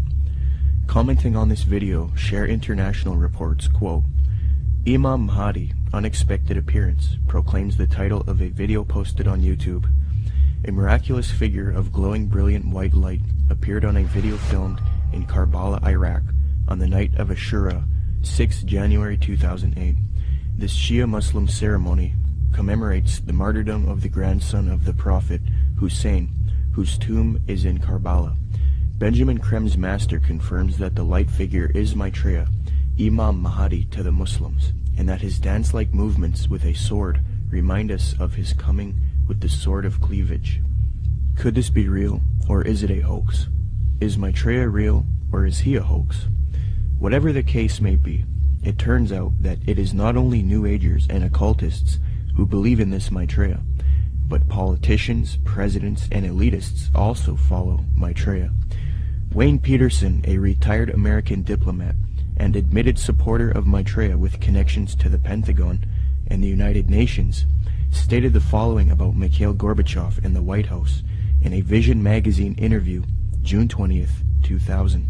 Reporter Kendall Klug asks, I believe Mikhail Gorbachev has publicly stated his belief of the existence of Maitreya. Do you know if this is true? Wayne Peterson answers, I have one little story I could tell you about Gorbachev. A friend of mine who has worked with the World Bank went to the Heads of State Conference in Europe and gave a speech where he borrowed many of Maitreya's ideas for economic reform out of a book by Benjamin Krem that I had given him.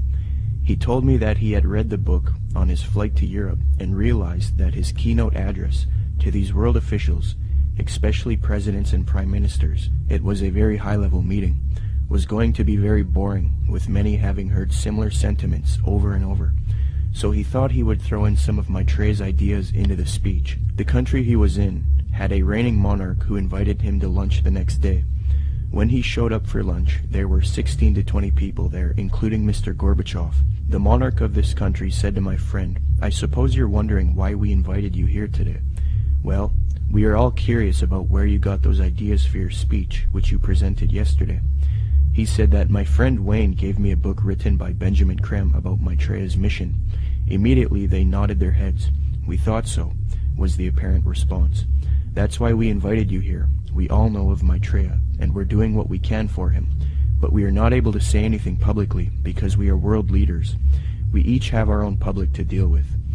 Only one person there stood up and said that they could use his name to legitimize these sightings, and that was Mikhail Gorbachev. He was the only man in the room who would say, "Use my name if you want." The reporter asks, "Do you think President Clinton has had an experience with Maitreya?" Wayne Peterson: "I don't know if President Clinton has. I believe that former President Bush has. We used to have transmission meditation groups that Maitreya had asked us to do around Washington, D.C. People who were interested in Maitreya and the reappearance story would get together once a week in Georgetown, in the home of President Bush's main counselor at the White House.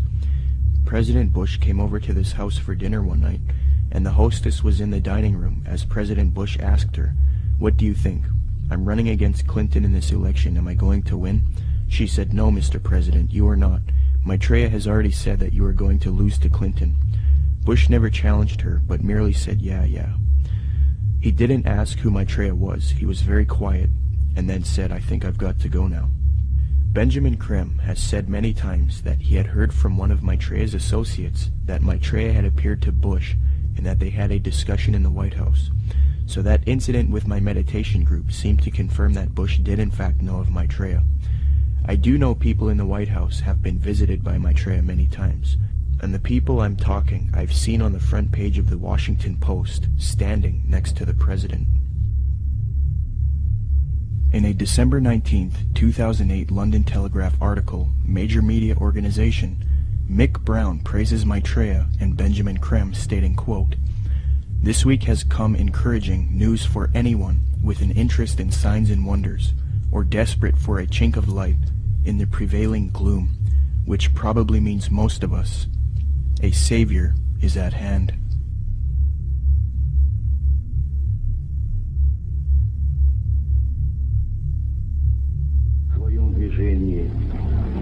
Другом направлении, к новому мировому порядку.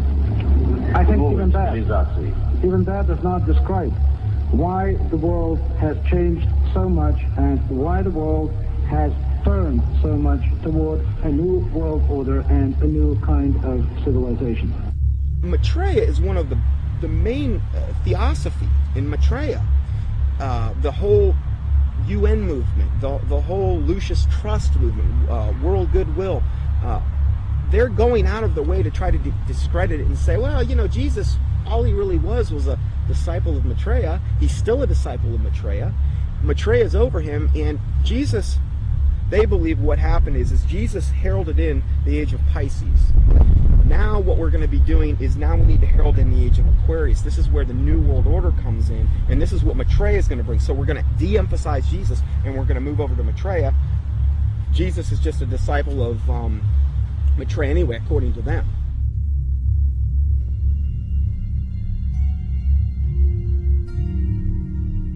In 1919, the theosophist Alice Bailey was supposedly contacted by one of these ascended masters known as the Tibetan Dijwal Kul. From 1919 to 1949, Bailey would write 24 books, and according to her, she would do automatic writing, a new age way of channeling and letting the force write for you. Bailey would create Lucifer Publishing, which would distribute the works of Helena Blavatsky and the Theosophical Society. She would later change the name to Lucius Trust because Lucifer Publishing was too controversial. Lucius Trust evolved into a large New Age organization, and it is still active today. Lucius Trust is also directly associated with the United Nations. According to the United Nations International Geneva Yearbook 2009, quote, "The Lucius Trust is recognized by the United Nations as a non-governmental organization and is represented at regular briefing sessions at UN headquarters. The Lucius Trust is on the roster of the United Nations Economic and Social Council."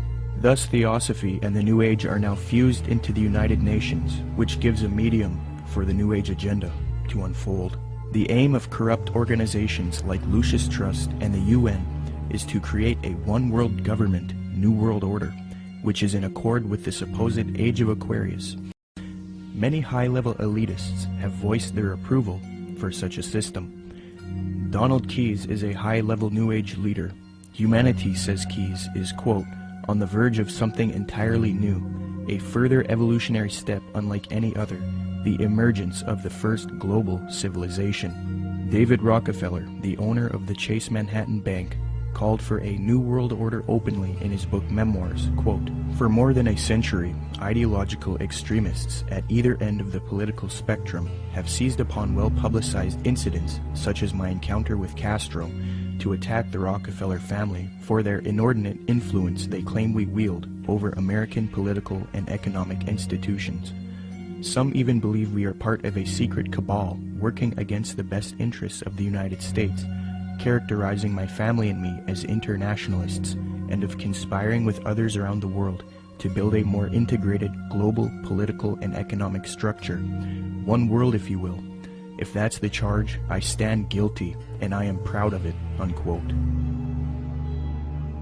American foreign policy analyst and former Deputy Secretary of State Strobe Talbot advocated globalization and world government in Time magazine, July 20th, 1992 edition. He remarks, quote, here is one optimist's reason for believing unity will prevail over disunity, integration over disintegration. In fact, I'll bet within the next 100 years, I'm giving the world time for setbacks and myself to be out of the betting game, just in case I lose this one. Nationhood as we know it will be obsolete. All states will recognize a single global authority, a phrase briefly fashionable in the mid-20th century, citizen of the world, will have assumed real meaning by the end of the 21st.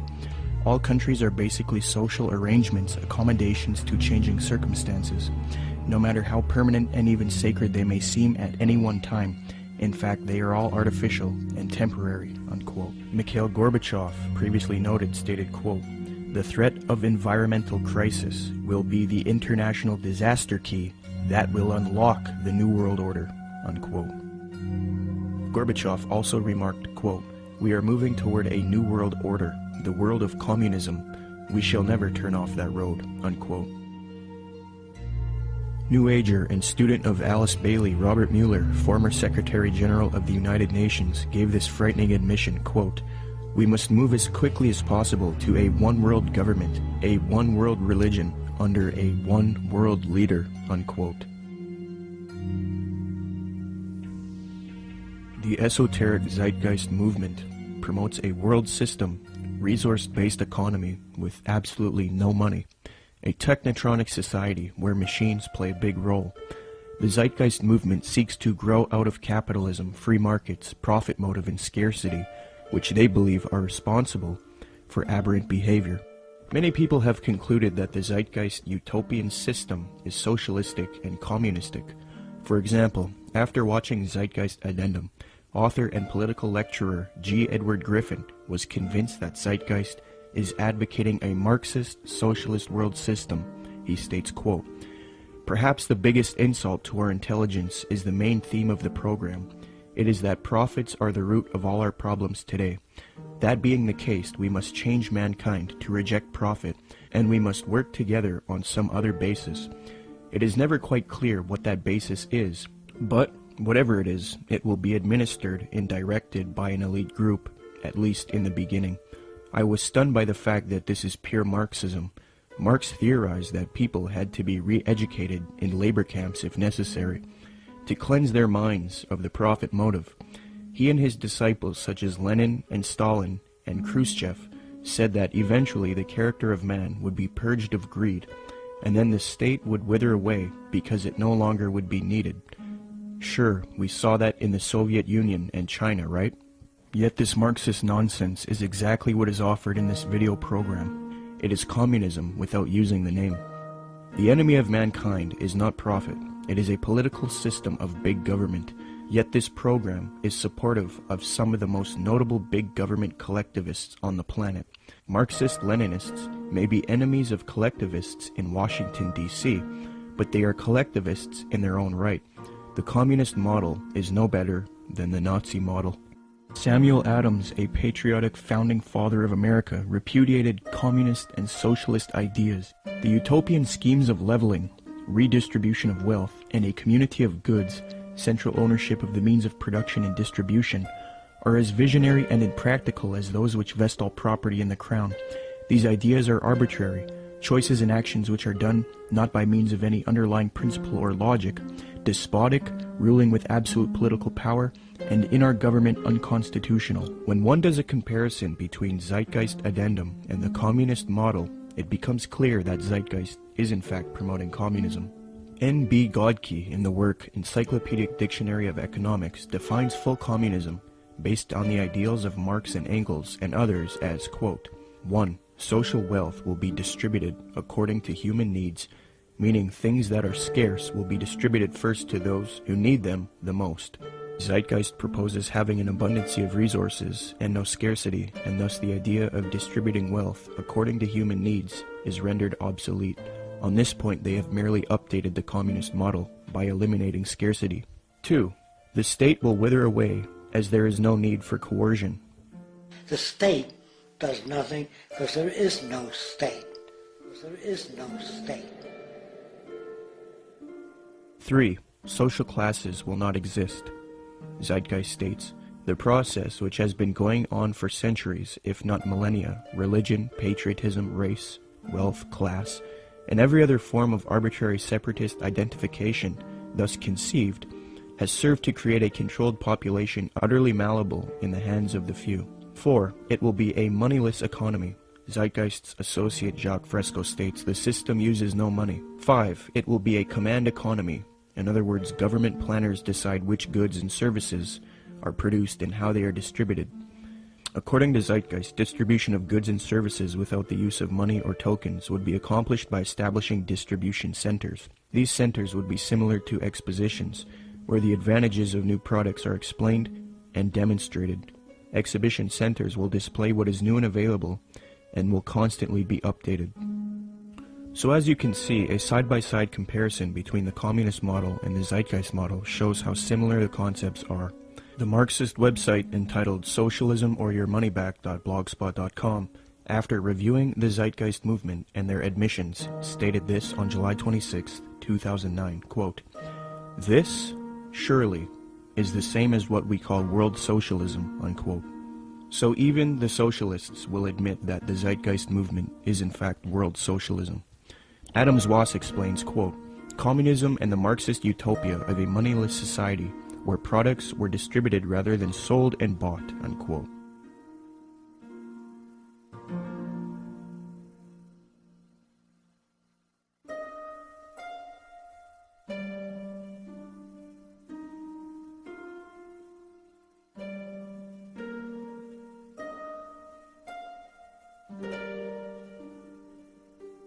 Zeitgeist's main source, Acharya S., promoted the founder of communism, Karl Marx, on her website.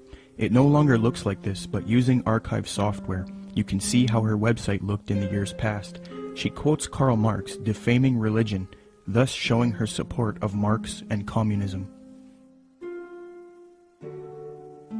Many people have noticed that the modern New World Order, as advocated by the elite, contains communist ideals within it. So it seems that Zeitgeist is helping the New World Order with their utopian approach rather than destroying it. They had a biblical philosophy. They gave us a republic. When Ben Franklin walked out of the building, one of the ladies said, "Mr. Franklin, what kind of government did you give us?" He said, "A republic, if you can keep it." Republics are hard to keep. We've lost ours, folks. We are not a republic anymore. We have degenerated to a democracy, and the next step is totalitarianism. We're that close to becoming a totally socialistic and then communistic country in America. You watch, it's going to happen real soon. What they're going to do next time is manufacture a depression, coming real soon probably, collapse the U.S. economy, which can easily be done overnight. And then everybody will line up and say, "Oh, hey, we're starving. What can we do?" We're going to say, "You know, we really got a problem. We need to solve this." Constance Cumby recognized that the New Agers desire a communist world system, quote, "The New Agers feel that the program they are offering the world would satisfy the basic desire of communists in that it proposes a form of world socialism." These books were calling for a new world order with an accompanying global food redistribution program aided, of course, by modern technology, i.e. computers, unquote. A redistribution program aided by modern technology and computers is exactly what the Zeitgeist movement is advocating. Notice how similar Zeitgeist's plan is to the New Age agenda just mentioned in Constance Cumby's book. In the Zeitgeist orientation lecture, Peter Joseph states, "Just as each city has a central organizational dome which functions as the brain along with its nervous system, consisting of computerized environmental monitoring via satellite and electronic probes, the larger world complex absorbs each city and monitors the broad spectrum of the environment, making sure there isn't a problem or material resource needed in any of the individual cities, while also regulating larger order processes for all the cities and the environment as a whole."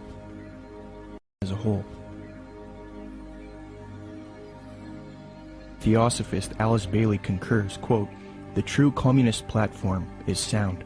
Thus, it is not surprising why Zeitgeist advocates a similar system, as the connection they have to Theosophy and the New Age has already been established. Zeitgeist is merely the fulfillment of the New Age agenda, yet they are not telling you that.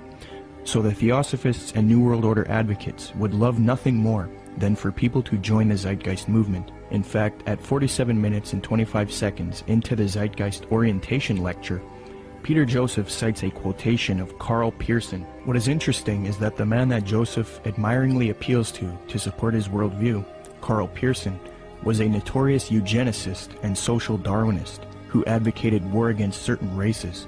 He was a socialist and contemporary of Karl Marx.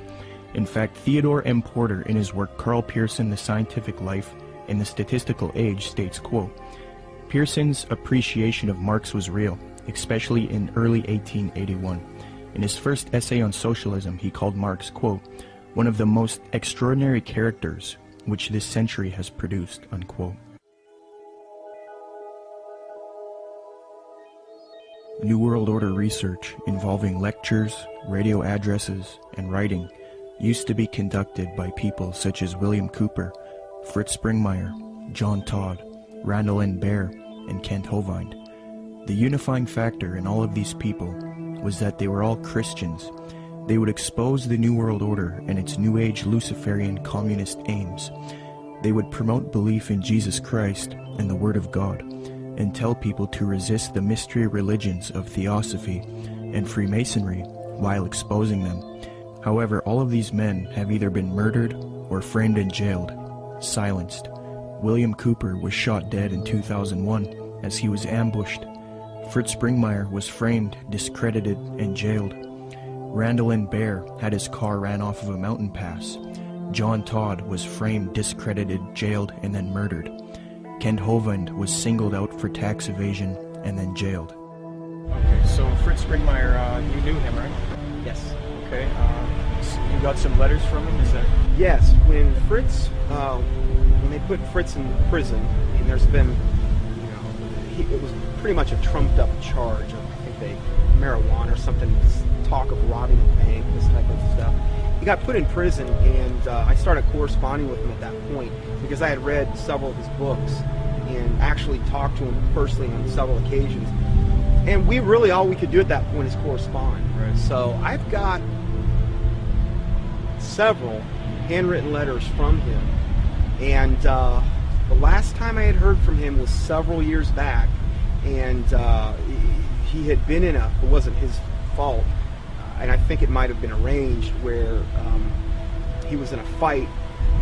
He didn't fight back. Yeah. The guy came and he told me that he was just using his head like a soccer ball, essentially. Really? Oh, it was sad. Wow. It was sad. And Fritz, he never complained in these letters. Yeah. He never, it wasn't like he was like, oh, woe is me, I'm in prison and this or that. He always had a great attitude. He was trying to help other people in there. I believe he had a ministry going. Amen. And, I can't say enough good about Fritz Springmeier. Now that the Christian New World Order researchers have been silenced, the truth movement has been infiltrated by people who purport to be against the New World Order, yet they advocate the New Age religion, a new utopia, and they all speak against Christianity and the Bible. The people who took over the truth movement and who are allowed to live and teach the public, such as Jordan Maxwell, Michael Tessarion, Peter Joseph, David Icke, and others, all of these people have one unifying factor. They are all strictly against Christianity, and they are all heavily associated with the New Age, Theosophy, and Freemasonry. I think Jordan Maxwell is somebody who is just deceived. It's my personal opinion, and I could be wrong about this, that Jordan Maxwell is not a paid disinformation agent, or he's not somebody that is a high-level Satanist. I think that Jordan Maxwell is like many of us in the truth movement. We have been deceived by a lot of very clever disinformation. In his case, Blavatsky and the secret doctrine and that whole concept that really got him on a roll. Jordan Maxwell is a person who believes that the entities that he's involved with, that he had experiences with in the desert, etc., were Pleiadians. And I think that he thinks that they chose him to teach the world certain things. So in that context, it's very hard for him, or really anybody, to break free of that paradigm, because in that paradigm he gets to be this super special individual, and we all are vulnerable to that. If we have supernatural experiences where entities tell you that you are the chosen one and that you're going to do something, it's very hard not to believe them, because that's what you want. And so it's very hard, and of course, in doing so, in thinking, okay, these guys, these Pleiadians are on my side, when in actuality they're demons, they would coax him to do certain things, like he mentioned later, to go into these seances or whatever. In doing that, they can have more control over him, because they're demons and they have a system to get more control over a person. And if they do that, then he can start to be used more thoroughly by them, and he can do exactly what he promised them that he would do, to be a channel for them. And that's what his life has been about, being used, despite his probably very good intentions. He has been a tool of the New World Order.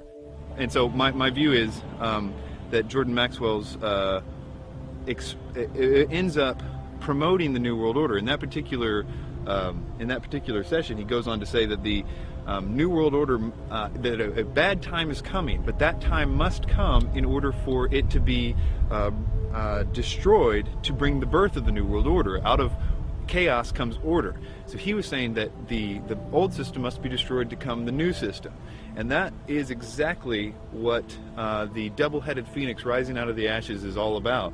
The old system of the New World Order is what we see building up all around us. It is going to get really, really bad, but it is going to be destroyed, in a sense, because that faucet is being run by evil. We all know that the things that are happening to the world right now are being done because of evil. So if evil's causing all those things, evil can also turn that faucet off at just the right time in order to make it seem like whoever stopped it, and therefore is the savior. So that new system will seem like the utopia that Jordan Maxwell says we all need to wait for. It's interesting that he says that at that time that's when the aliens, our gods, are coming back to stop it.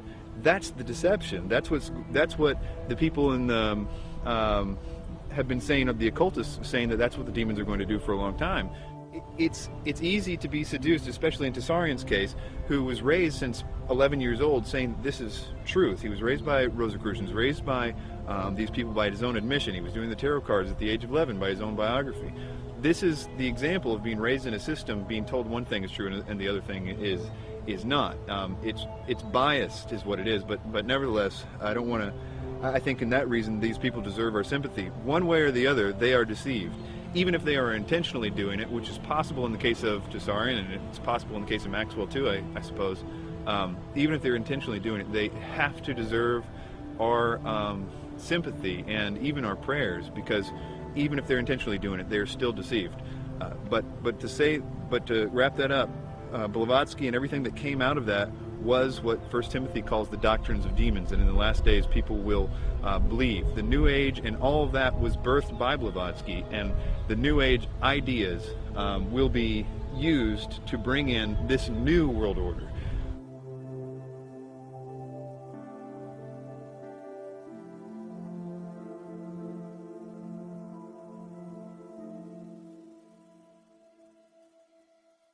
The negative impact of population growth on all of our planetary ecosystems is becoming appallingly evident.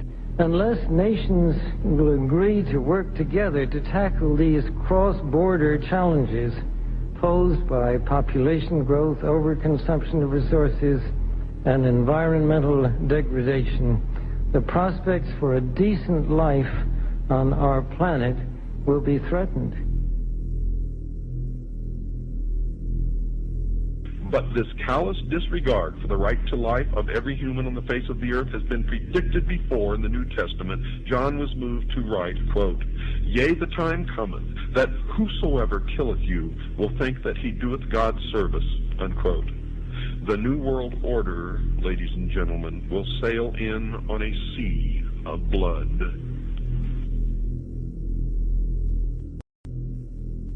The same New Agers who call for peace, love, harmony, and world unity, when confronted with separatists, for example, fundamentalist Christians, you start to see a darker side to them. They do not appreciate people who will not adopt their New Age views. For example, a major New Age figure, David Spangler, who was in a group known as Planetary Citizens, which was a UN group, stated something to the effect of, we can take all the marshmallows, all the scriptures, all the tablets, and have a jolly good bonfire. So essentially, he's promoting the abolition of these faiths. Similarly, Maharishi Mahesh Yogi, the influential New Age guru sought out by the Beatles, stated, quote, "There has not been and there will not be a place for the unfit. The fit will lead, and if the unfit are not coming along, there is no place for them. In the place where light dominates, there is no place for darkness." See, in his thinking, the fit are the New Agers, and the unfit are those who do not adopt the New Age beliefs. People who are, for example, fundamentalist Christians, Jews, people like this. So essentially, you see a lot of intolerance within the New Age movement. It's not all nice and dandy with these people. You know, they have the mask, they have the appearance of peace, love, harmony. But in their writings, they do come out and say that there is no place for Christians and people who do not accept their beliefs. In the book of Co-Creation, New Age leader Barbara Marx Hubbard states, quote, "Out of the full spectrum of human personality, 1/4 is electing to transcend, 1/4 is resistant to election. They are unattracted by life ever evolving. Now as we approach the quantum shift from creature human to co-creative human, the destructive 1/4 must be eliminated from the social body. Fortunately, you, dearly beloveds, are not responsible for this act. We are. We are in charge of God's selection process for planet Earth. He selects, we destroy. We are the riders of the pale horse, death." Alice Bailey explained what the New World Order will do to those who refuse to accept it. Quote, "Let us never forget that it is the life, its purpose, and its directed, intentional destiny that is of importance, and also that when a form proves inadequate, or too diseased, or too crippled for the expression of that purpose, it is, from the point of view of the hierarchy, no disaster when that form has to go. Death is not a disaster to be feared. The work of the destroyer is not really cruel or undesirable. Therefore, there is much destruction permitted by the custodians of the plan, and much evil turned into good," unquote. Blavatsky's peer, Aleister Crowley, said an Egyptian entity told him Christianity would be destroyed at the advent of the New Age, quote. A peer of Blavatsky's, often called the prophet of the New Age, Aleister Crowley, claimed to have been visited in the spring of 1904 by an Egyptian entity called Oase, who foretold to Crowley the end of Christianity, unquote. But if you dig deep into the literature, yes, they're going to be extremely intolerant. David Spangler had talked about the Luciferic initiation and these types of things. And we look in the Bible and we can look at like Revelation 13 and where all they that do not receive the mark and the mark of the beast in their right hand or their forehead, you know, are going to essentially forfeit their life. This is how intolerant it's going to become. It's going to be their way or no way. And so, no, they're not going to have any tolerance. I think at first they're going to come as real nice guys, though. I don't think they're going to do that right off the bat. But eventually it's going to get to the point where enough people have bought into it and enough strong delusion is there that, yeah, they're not going to be tolerant whatsoever. Barbara Marx Hubbard states, "The end of this phase of evolution shall come. All will know their choice. All will be required to choose. All who choose to be natural Christs will be guided from within as to how to proceed. All who choose not to evolve will die off. the kindergarten class of Earth will be over, unquote. Robert Mueller, previously mentioned, states, quote, I am surprised that no one has yet thought of creating a pro-Earth, humanity-challenging organization which would put itself in the shoes of our Mother Earth and rejoice whenever humans diminish in numbers or consume less. It would give yearly prizes to people, events, or institutions which achieve a reduction of the human population or of the consumption of Earth resources. The first prize should go to the United Nations, which through its World Population Conferences and anti-population work has prevented 2,200,000,000 more people from being born between 1952 and the year 2000.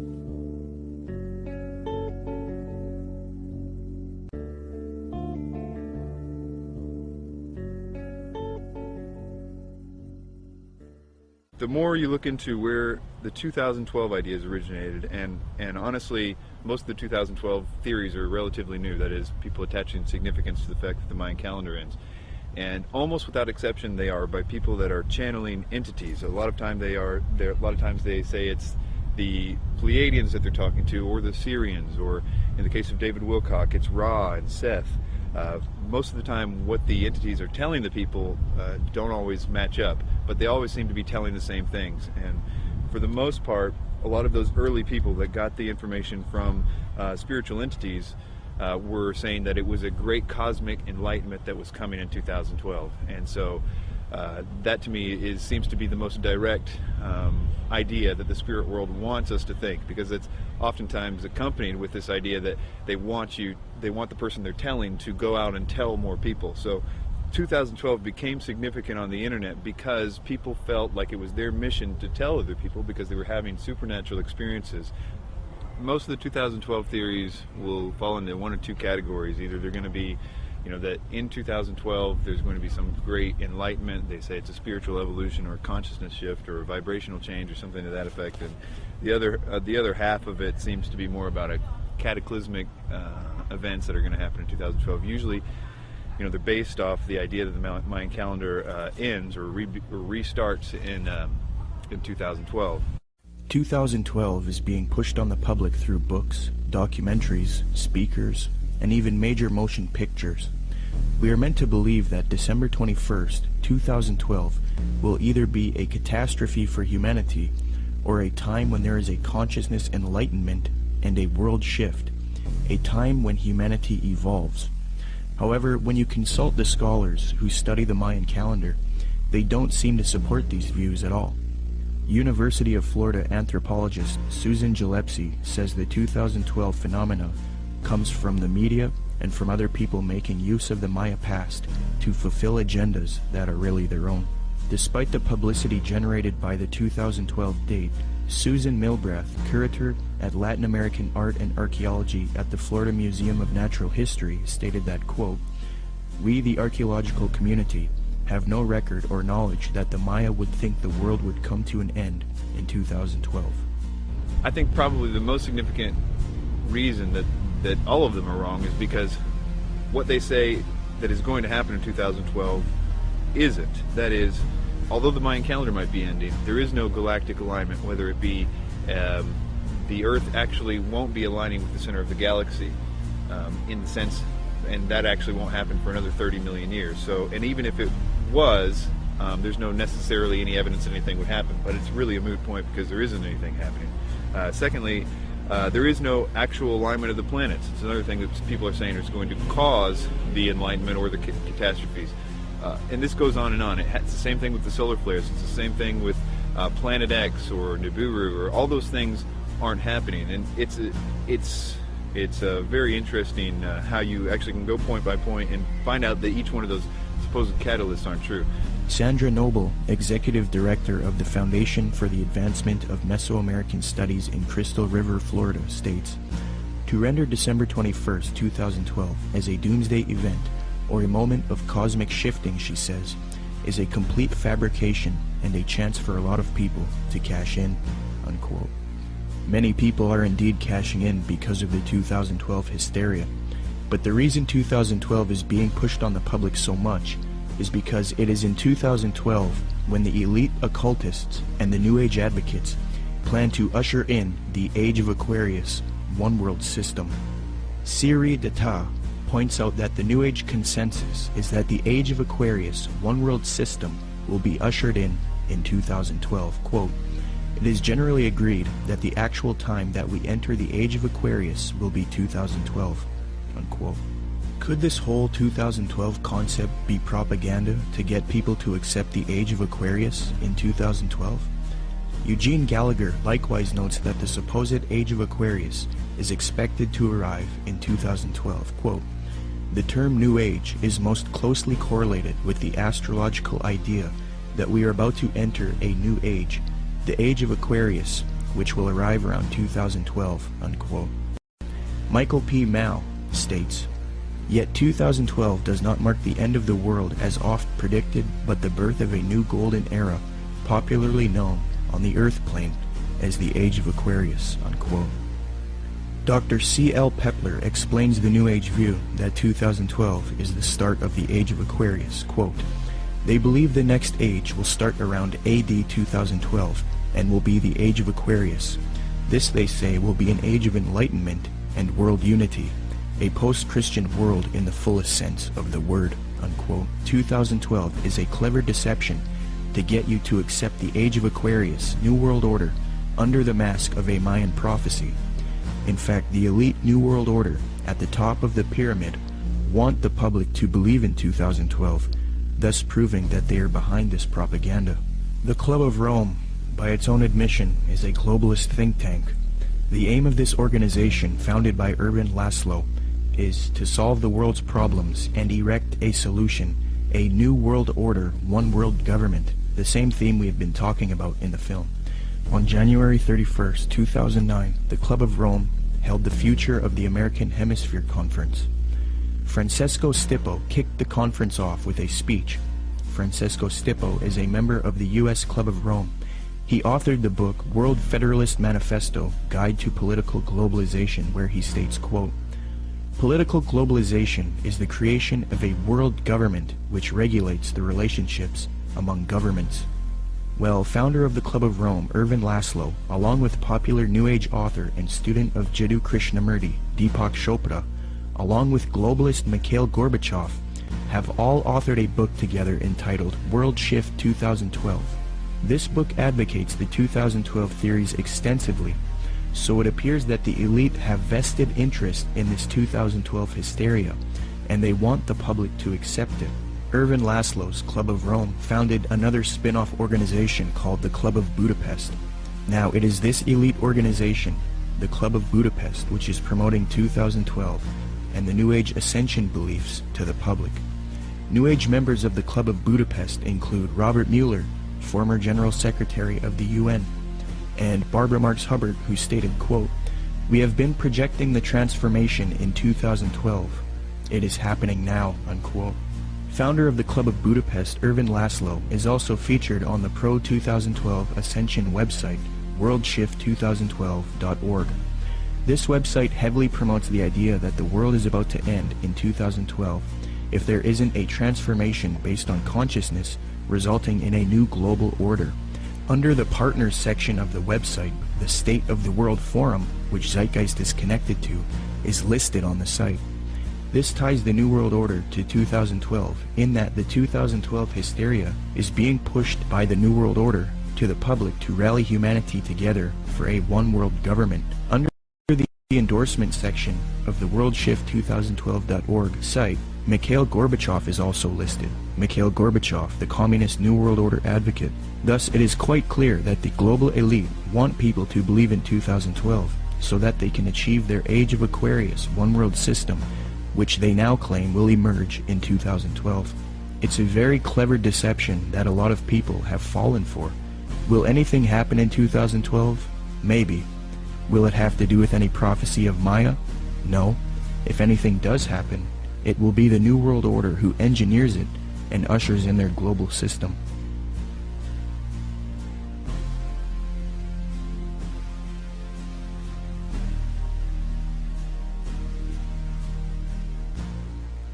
The reason the Christian anti-New World Order researchers have been silenced and replaced with New Age advocates is because the New World Order occultists and New Age advocates hate biblical Christianity.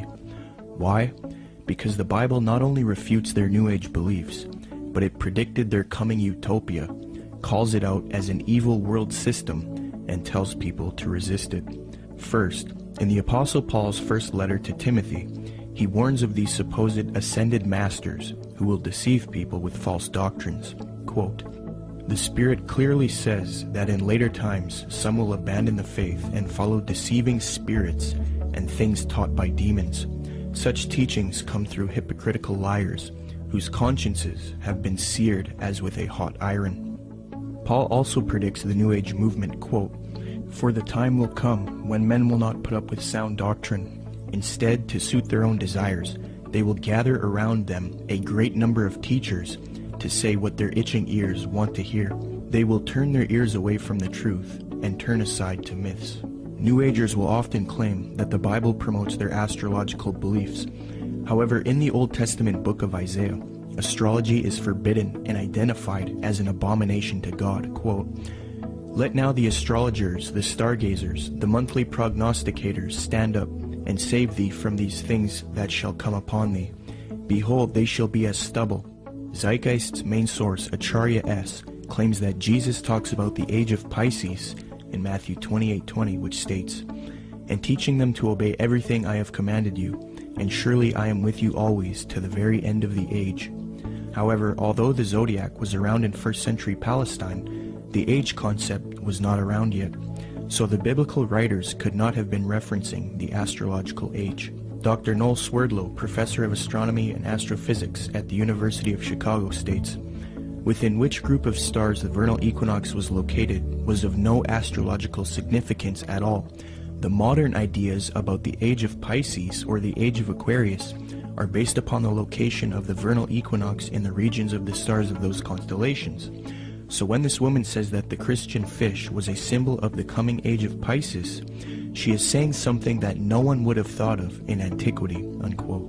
When Matthew 28:20 talks about the end of the age, or in Greek, the end of the eon, he is not talking about astrological ages, as this concept was not around yet. The age referred to is that of Jewish understanding. As J.P. Holding remarks, quote, "Zeitgeist is correct that when Jesus refers to the end of the eon, he doesn't mean the end of the world. However, he is also not speaking of the astrological age of Pisces. Rather, in the 1st century Jewish thought, there was an awareness of the current age, Ha-Alom Ha-Zeh, and the age to come, Ha-Alom Ha-Ba. The distinction between the two appears both in the New Testament and in other Jewish writings. This has nothing to do with astrology." Unquote. Zeitgeist merely tried to deceive the public into the New Age worldview by distorting the biblical data, which actually condemns astrology. Moreover, Jesus, Paul, and John predict this coming world teacher, Antichrist or Maitreya, and the New World Order, one world government, and it is this reason that the elite and the New Agers hate true biblical Christianity. Paul writes in 2 Thessalonians, quote, "That you not be quickly shaken from your composure or be disturbed either by a spirit or a message or a letter as if it is from us, to the effect that the day of our Lord has come. Let no one in any way deceive you, for it will not come unless the apostasy comes first, and the man of lawlessness is revealed, the son of destruction, who opposes and exalts himself above every so-called God or object of worship, so that he takes his seat in the temple of God, displaying himself as being God. And you know what restrains him now, so that in his time he will be revealed. For the mystery of lawlessness is already at work. Only he who now restrains will do so until he is taken out of the way. Then that lawless one will be revealed, whom the Lord will slay with the breath of his mouth, and bring to an end by the appearance of his coming. That is the one whose coming is in accord with the activity of Satan, with all power and signs and false wonders. Jesus Christ warned of the Antichrist and false Christs. He says not to believe anyone who says, "Look, the Christ has returned." For Jesus Christ's real glorious second coming comes after the false Christ, or Antichrist, deceives the world. Matthew 43 states, "And Jesus answered and said to them, See to it that no one misleads you, for many will come in my name, saying, I am the Christ, and will mislead many. Then they will deliver you to tribulation and will kill you, and you will be hated by all nations because of my name. Then if anyone says to you, Behold, here is the Christ, or there he is, do not believe him. For false Christs and false prophets will arise, and will show great signs and wonders, so as to mislead, if possible, even the elect. Behold, I have told you in advance. So if they say to you, Behold, he is in the wilderness, do not go out. Or, Behold, he is in the inner rooms, do not believe them. For just as the lightning comes from the east and flashes even to the west, so will the coming of the Son of Man be. But immediately after the tribulation of those days, the sun will be darkened, and the moon will not give its light, and the stars will fall from the sky, and the powers of the heavens will be shaken. And then the sign of the Son of Man will appear in the sky, and then all tribes of the earth will mourn, and they will see the Son of Man coming on the clouds of the sky with power and great. In the book of Revelation, the Apostle John warns about this evil world teacher who humanity worships as he claims to be God. And he opened his mouth in blasphemies against God, to blaspheme his name and his tabernacle, that is, those who dwell in heaven. It was also given to him to make war with the saints and to overcome them. And authority over every tribe and people and tongue and nation was given to him. All who dwell on the earth will worship him. Everyone whose name has not been written from the foundation of the world in the book of life of the Lamb who has been slain. And he causes all, the small and the great, the rich and the poor, and the free men and the slaves, to be given a mark on the right hand or their forehead. And he provides that no one will be able to buy or sell, except the one who has the mark, either the name of the beast or the number of his name. Here is wisdom. Let him who has understanding calculate the number of the beast, for the number is that of a man, and his number is 666. John then talks about how the leaders of the world will form a one-world system and give authority to the Antichrist, or false world teacher. Quote, The 10 horns which you saw were 10 kings who have not yet received a kingdom, but they receive authority as kings with the beast for 1 hour. These have one purpose, and they give their power and authority to the beast. These will wage war against the Lamb, and the Lamb will overcome them, because he is Lord of lords and King of kings, and those who are with him are called and chosen and faithful. So if this Maitreya is real, and if he has the support of the New World Order, and if he plays a role in the coming world system, there is a high potential that he is in fact the Antichrist. We will have to wait and see. The Bible talks about how the real Lord Jesus Christ will return after this world system is created, and this world teacher deceives the planet. Revelation 6 says, Then the kings of the earth, the princes, the generals, the rich, the mighty, and every slave and every free man, hid in the caves among the rocks of the mountains. They called to the mountains and the rocks, Fall on us and hide us from the face of him who sits on the throne and from the wrath of the Lamb. For the great day of their wrath has come, and who can stand? The time that it's talking about in the Bible is actually going to be a time when the world is going to be extremely happy to be in this new system. And that includes people that right now think that they know all about the New World Order and all this stuff. Those people, included with the rest of the world, are going to be happy with being in the new system.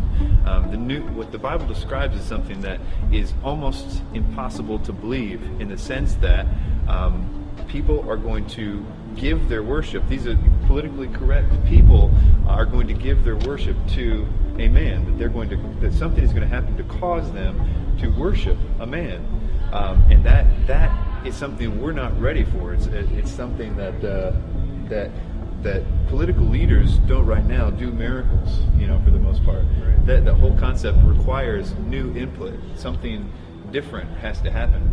And I think that when you look at what the New Age is saying, what they say is going to happen, what every movie is talking about right now, this idea that there is a new rebirth coming, a new age that's going to be supernatural, that the aliens are going to come back, and all these concepts, that if it really happened, we would be, many things would happen, not the least of which would be that we would, as a world, start to be believing in some new sort of doctrine, namely that God doesn't exist, but that we are gods ourselves. And the way that would function is that, here are aliens, and they were just like us at one time, and we're going to evolve like them and be more like them. That inherent in that is the idea that we are also gods. The message that the New Age elite don't want you to know is that there is one God, and 2,000 years ago he entered into creation as Jesus Christ, lived a perfect sinless life, and willingly died on the cross to pay for our sin. And if we accept Jesus Christ into our heart as Lord and repent of our sin, then we are spiritually saved forever. It is this message that the New Agers hate and want to stamp out. But if you realize that the New Age and the New World Order doctrine is a lie and an abomination, and if you want true salvation and the power to stand with Christ against this coming system, say this prayer with me and become a true child of God. Lord Jesus Christ, I ask you to come into my heart as Lord. I accept what you did for me on the cross, dying for my sin. I repent of my sin and I wish to live a life for you, following your teachings found in the New Testament. Please forgive me of my wicked ways and transform me into a child of God. I pray in Jesus' mighty name, amen. Come, Lord Jesus.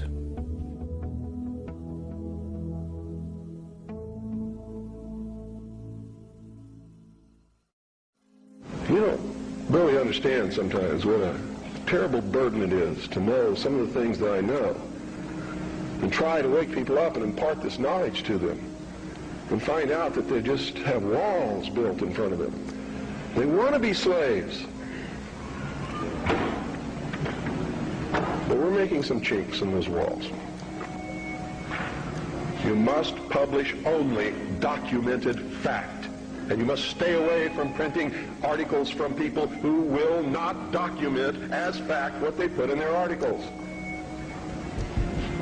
That's why my broadcast scares the hell out of socialists. That's why in a White House memorandum I was named as the most dangerous radio host in America, not because I'm going to go out and shoot somebody, but because I shoot documented facts which cannot be refuted. That's why. That's what's dangerous. Seek ye the truth, and the truth will make you free, and nothing else will do it. Jesus Christ has never lied to anybody. Why won't you listen to him? Don't spread a rumor. Spread the truth. Document it. Prove it. Make it irrefutable, and you too will become dangerous to those who admire us in lies and enslave us in socialism.